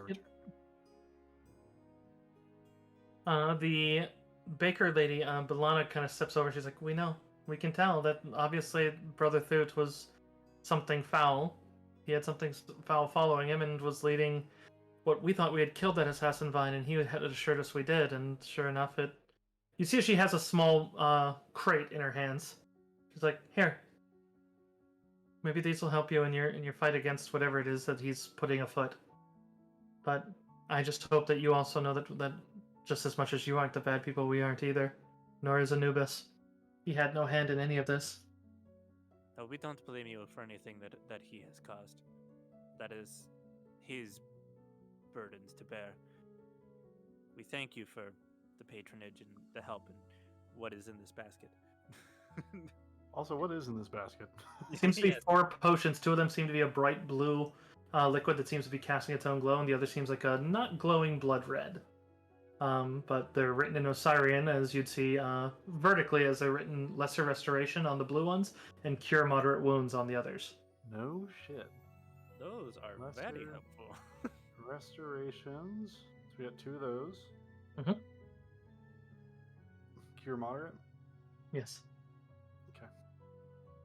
And I can promise you I've dealt with your little vine problem, so that shouldn't be an issue anymore either. Some of the guards from the cistern told us about what happened there. We can try to keep an eye that way as best we can, as it's not far from here. It would be most helpful. Yes. Any sort of information, if you see him again at all, we need to have some words with him. To speak to him soon.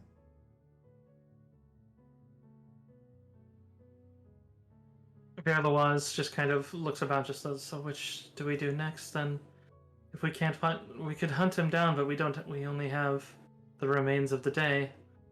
Maybe it's best to gather the other two pieces, so then when we find him, it's over."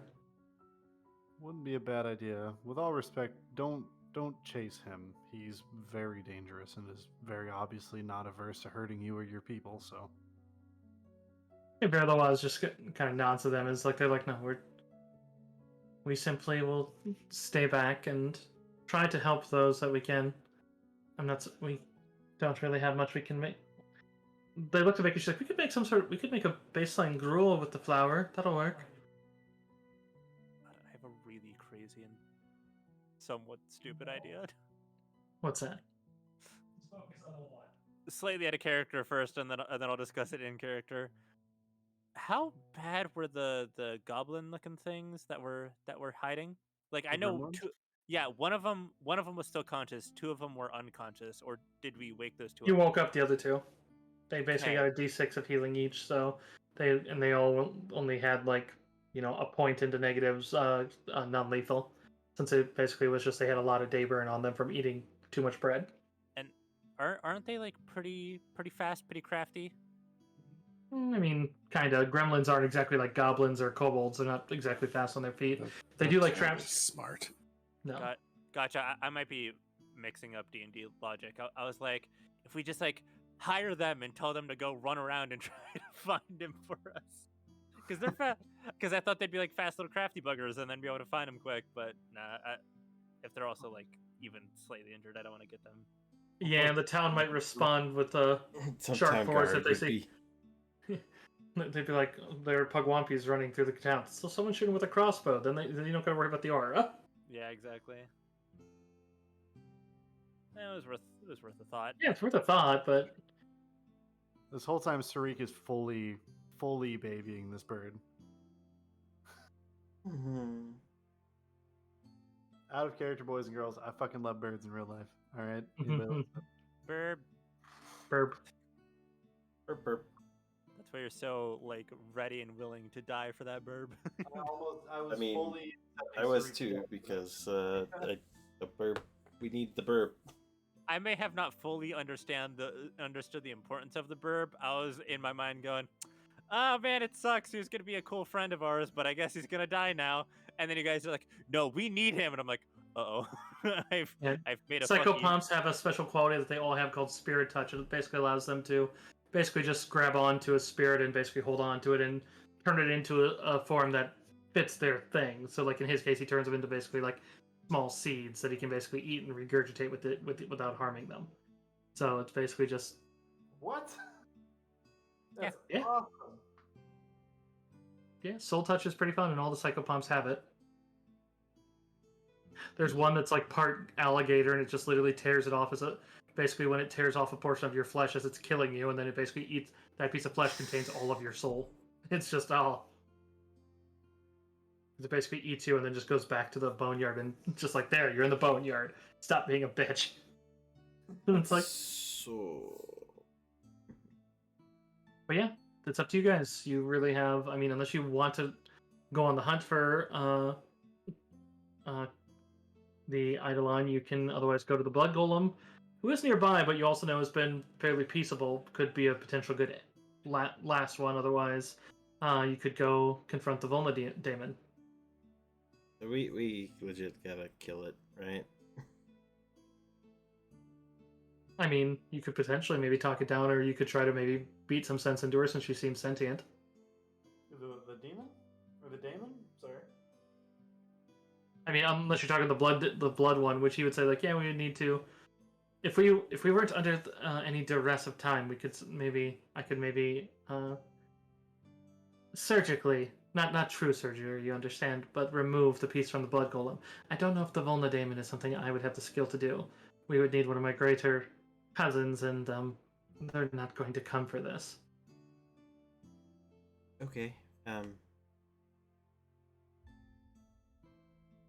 totally seems like something they should come for. But yes, we should. I don't disagree. You see me here helping. I know. We appreciate it. So I guess we talk to her or get her down. It seems like she would be more dangerous to us than Gollum. We can probably deal with. Even if we just stand by the door and keep poking it.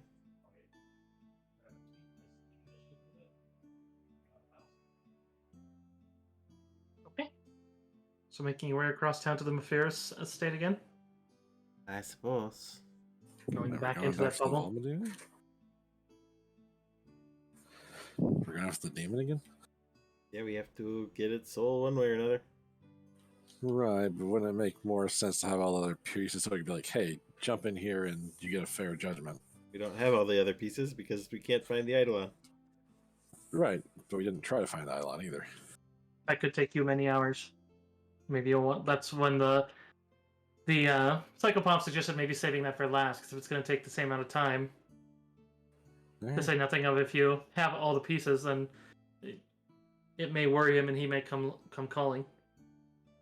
Fair enough.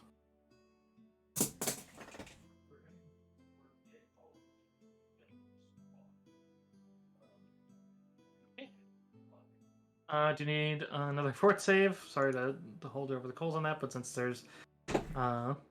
there's non-lethal afoot, that could be relevant. I have faith in you, Jekyll.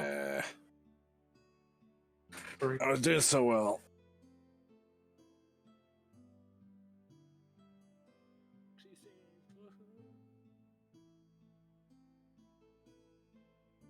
Yeah, well.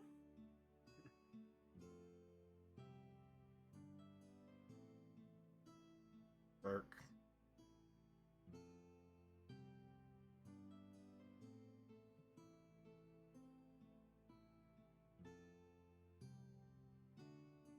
I mean, you made one now, Dev. Char less so, but all right. So 3 non-lethal for Griark. Ooh, and 6 for Char. Well, 5 after the parasol.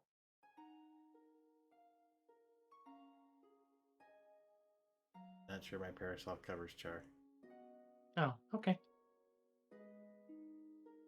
He's bigger than me.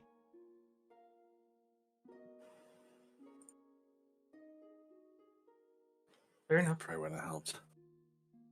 Yeah, let's We add- took a long rest, didn't we? Yeah, we took a long rest before we went to the encampment. Right.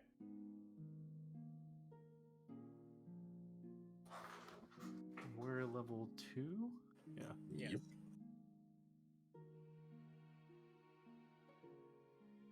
I think as we get here, I'll just burn one of my channel energies real quick. Well, does channel energy, like, would that heal get away, like, get rid of non-lethal? Yeah. Yeah, I'll do that real quick and just burn a d6. Okay.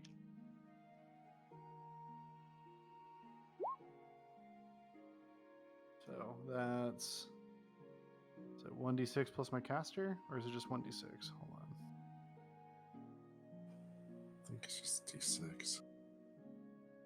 Yes. So yeah, it's just 4 back. But still better than nothing. It covers me. Mm-hmm.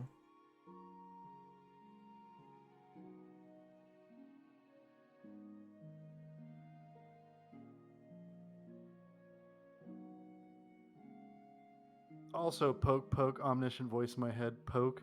That's 4 back to the burb. Yep. So marked. Yeah, she's mostly better then. So, as you guys return back, you can see as she's kind of back into position, but upon seeing you come back, she kind of moves more to the north and looks to you all and just and so you've returned to this place.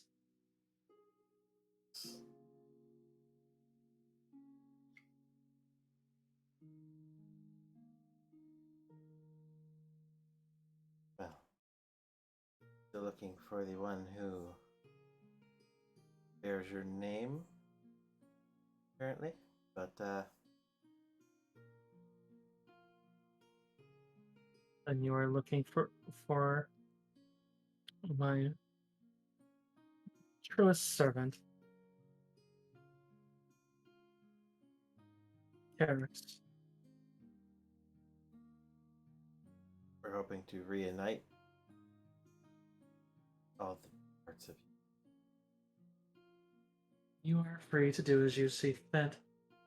But know if you intend to rend what remains of me from my flesh, or what passes for my flesh. As she kind of flexes the claw, and you'd see it seems like her form does turn a little more demonic. It's like, I will defend myself. I have fought through too much to just simply meekly go into what could be oblivion. You don't want a fair judgment? I trust no one anymore. My neighbors were some that tore apart those, as you get the visions again as she's that I cared about. I'm not You your are neighbor. You don't No. know me, you don't know my friends, but we are going out of our way to, as peacefully as we can, outside of defending ourselves, make you whole again to give you one more chance at redemption so that you don't have to do any of this and harm other people that never harmed you. The least you It's can a- do is pay some respect, what me and my friends are trying to do, and not be a dick about it. In what way have I been I have been respectful. I have allowed you free progress. I have spoke nothing but truth. Look around you. What are you doing? All these people? What? Because some guy a long time ago gave you a raw deal? Like I said, we're trying to fix that. And the least you could do is not take it out on people who don't know any better. Freak. She steps forward a bit and she's like, I have said nothing in motion. I spat these curses. It is Karux who came to me, woke every bit of me in the city, and set all of this in motion. Do I loathe the idea? No. Will I do a thing other than stand here and watch it? No. But I am glad to see it.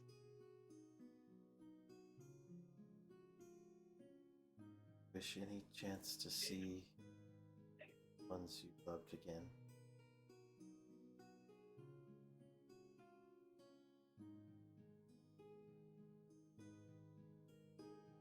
You'd see as she kind of looks down, but then you would feel that aura kind of intensifies.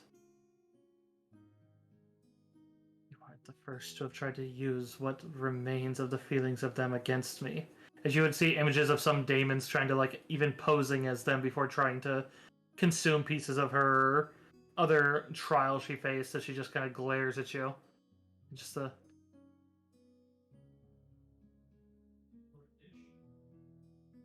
you would see as there's a red glow in her eyes as it seems like the rage is winning out. But Verlawaz does speak out. She's like, you are speaking to only the darkness and evil in her. The fact that she is even still speaking is tantamount to who whatever remains of the good that wasn't in the blood. I don't know if this is going to work. The only reason why you're in this situation in the first place is because your most loyal servant set you up to fail your judgment in the first place. He's using you as a puppet. If you had anybody, it'd be him. He's the source of all your pain. You don't know me, but I am an oracle. I bear the curse of truthfulness. If I promise a thing, I must do it. And I will reunite your parts into a whole so you can face a better judgment.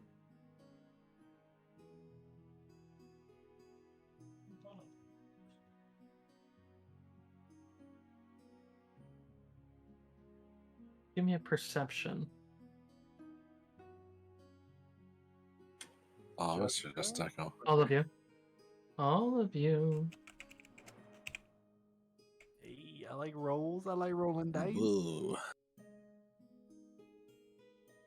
Show me the money. Ooh, nice one. About a dirty 20. The filthiest 20.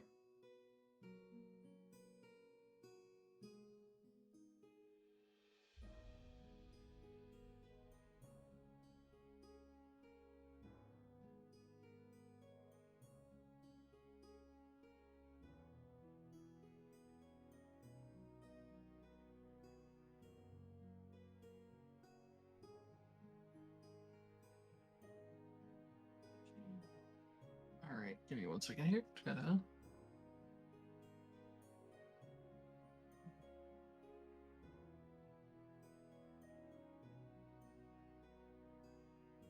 Tariq, you would notice that over this direction on the east one, you would see as there's a black robed with the tip of a skull kind of watching in this area. Seems to be on top of the wall, looking in. Seems like it's trying to stealth up, but seems like you've caught it.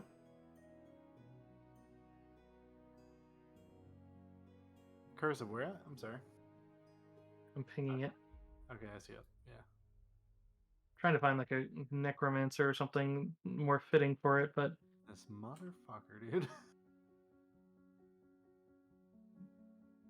So I notice him, right? yeah, you notice him. Oh, Seems like he's sneaking up and Son of a bitch. Roll 20. what the hell's handling that up? I think Sarik will just kind of like, as subtly as he can. Mind you, Sarik doesn't ever really have good social skills.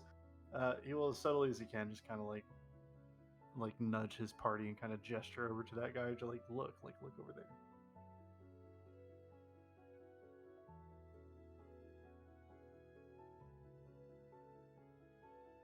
he doesn't seem to notice you.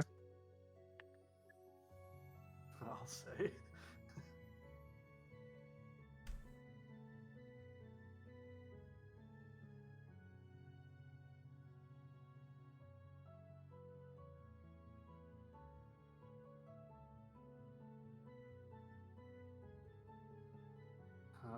I know what I want to do here, but I don't have the social skills to make this happen.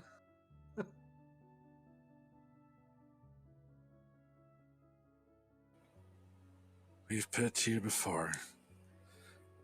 You can have a chance at a fair judgment, or you can enact the plans of the man who got you the false one in the first place. I've enacted nothing. I am simply watching. The plan simply exists as long as I do. So if you intend to stop it, I suppose you are here to kill me, like so many have tried. Or you could stop it.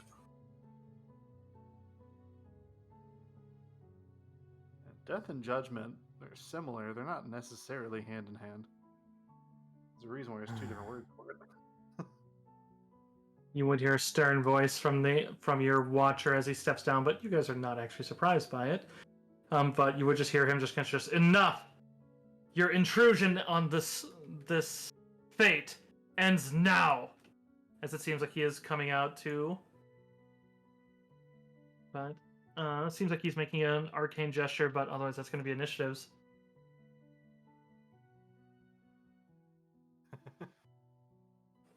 One thing. Hmm.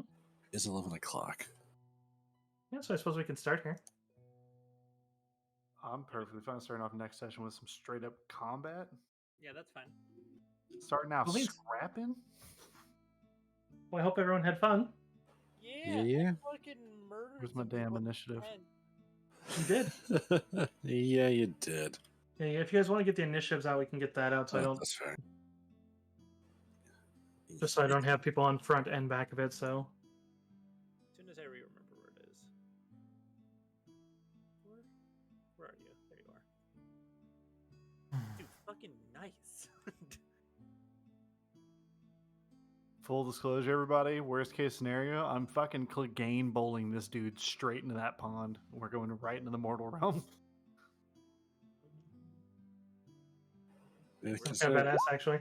it took several rounds for that to take effect, though. You'd have to hold them underwater. Wait, I will do my utmost.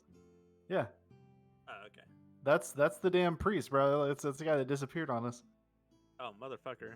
Yeah, that's him. He pulled up on it. Was like, enough, and I was like, I already saw you, bro. What's up? Yeah. Yeah, normally his opening act is much worse if you're all flat-footed, and the fact that you're not, it's like, okay. I saw you and pointed you out. Like, what do you?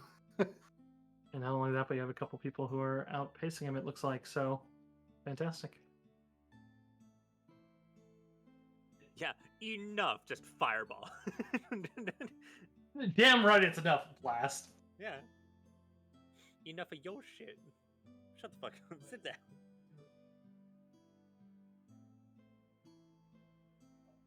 That was a good game, everybody. Yeah, I hope everyone had fun. Let me look at the chat and see if there's anything. helping you. Thank you for the hydrate, by the way, Gabriel. But hope everyone had fun and looking forward to the next one. Yes, I I'll be sure to plan appropriately. And by plan appropriately, I mean set myself on fire. You didn't do a bad thing. Like, I can't stress that enough. You did you not did a do pile bad of thing. damage.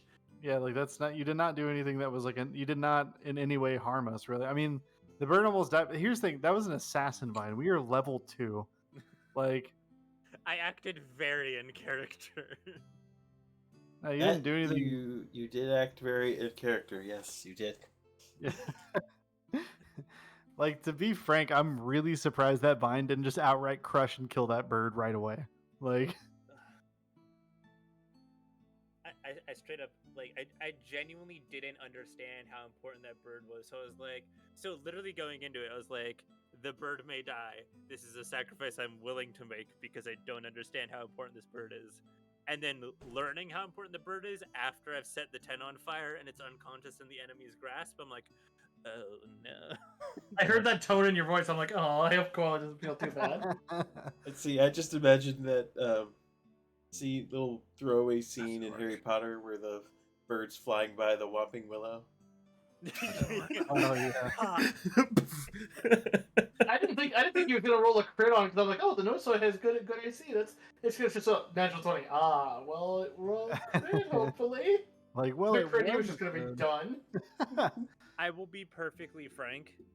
If it did not roll a natural 1 on its save to resist the fire, on that last round, my turn was just going to be Molotov cocktailing in front of it to set the front half of the tent on fire, to make sure that it was completely surrounded by flame. It's like, all right, well, I guess it's already we're already doing this way, guys. Yep. Who wants to eat in this way?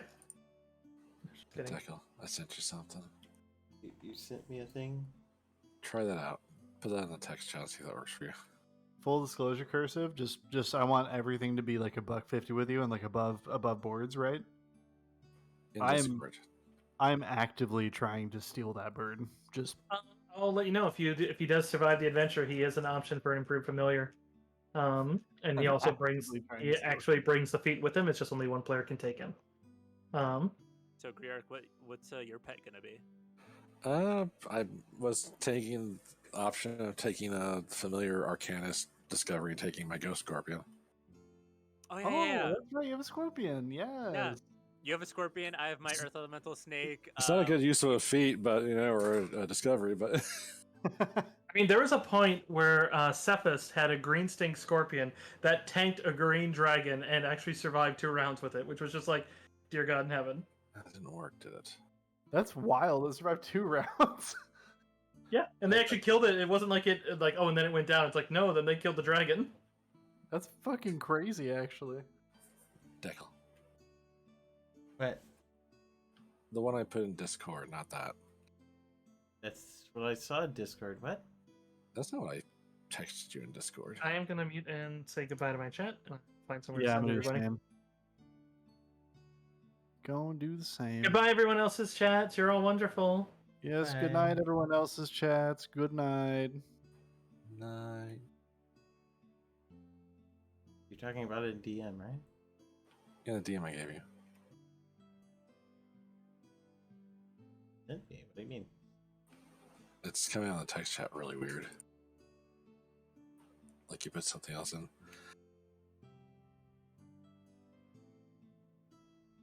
Basically, if you go to if you just go to your core tab, right? Uh-huh. Yeah, you drop down says buttons.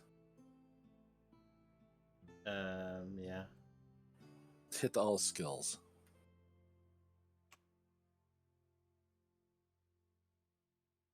That'll give you basically a menu of little buttons you can hit for all your skills and just tells your mod flat out. And then you can just make a macro out of that, and then you never have to go to your skill tab. But it doesn't matter. It's any tab that I change. If I go to inventory, if I go to spells, If you don't go to your sheet at all. but I need to be able to access my sheet. I know, I'm just saying it would help when you're having problems if you didn't have to switch tabs to do things, you know? This lets you do things without switching tabs.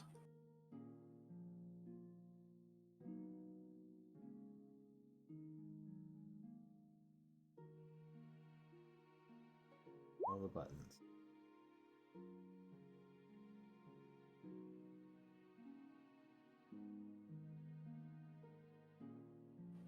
That was everything. Well, that tells you interesting information.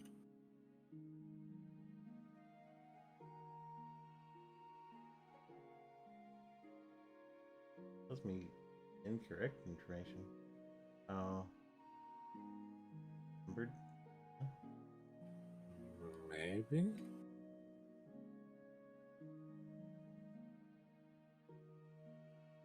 Okay, your speed shouldn't be 20.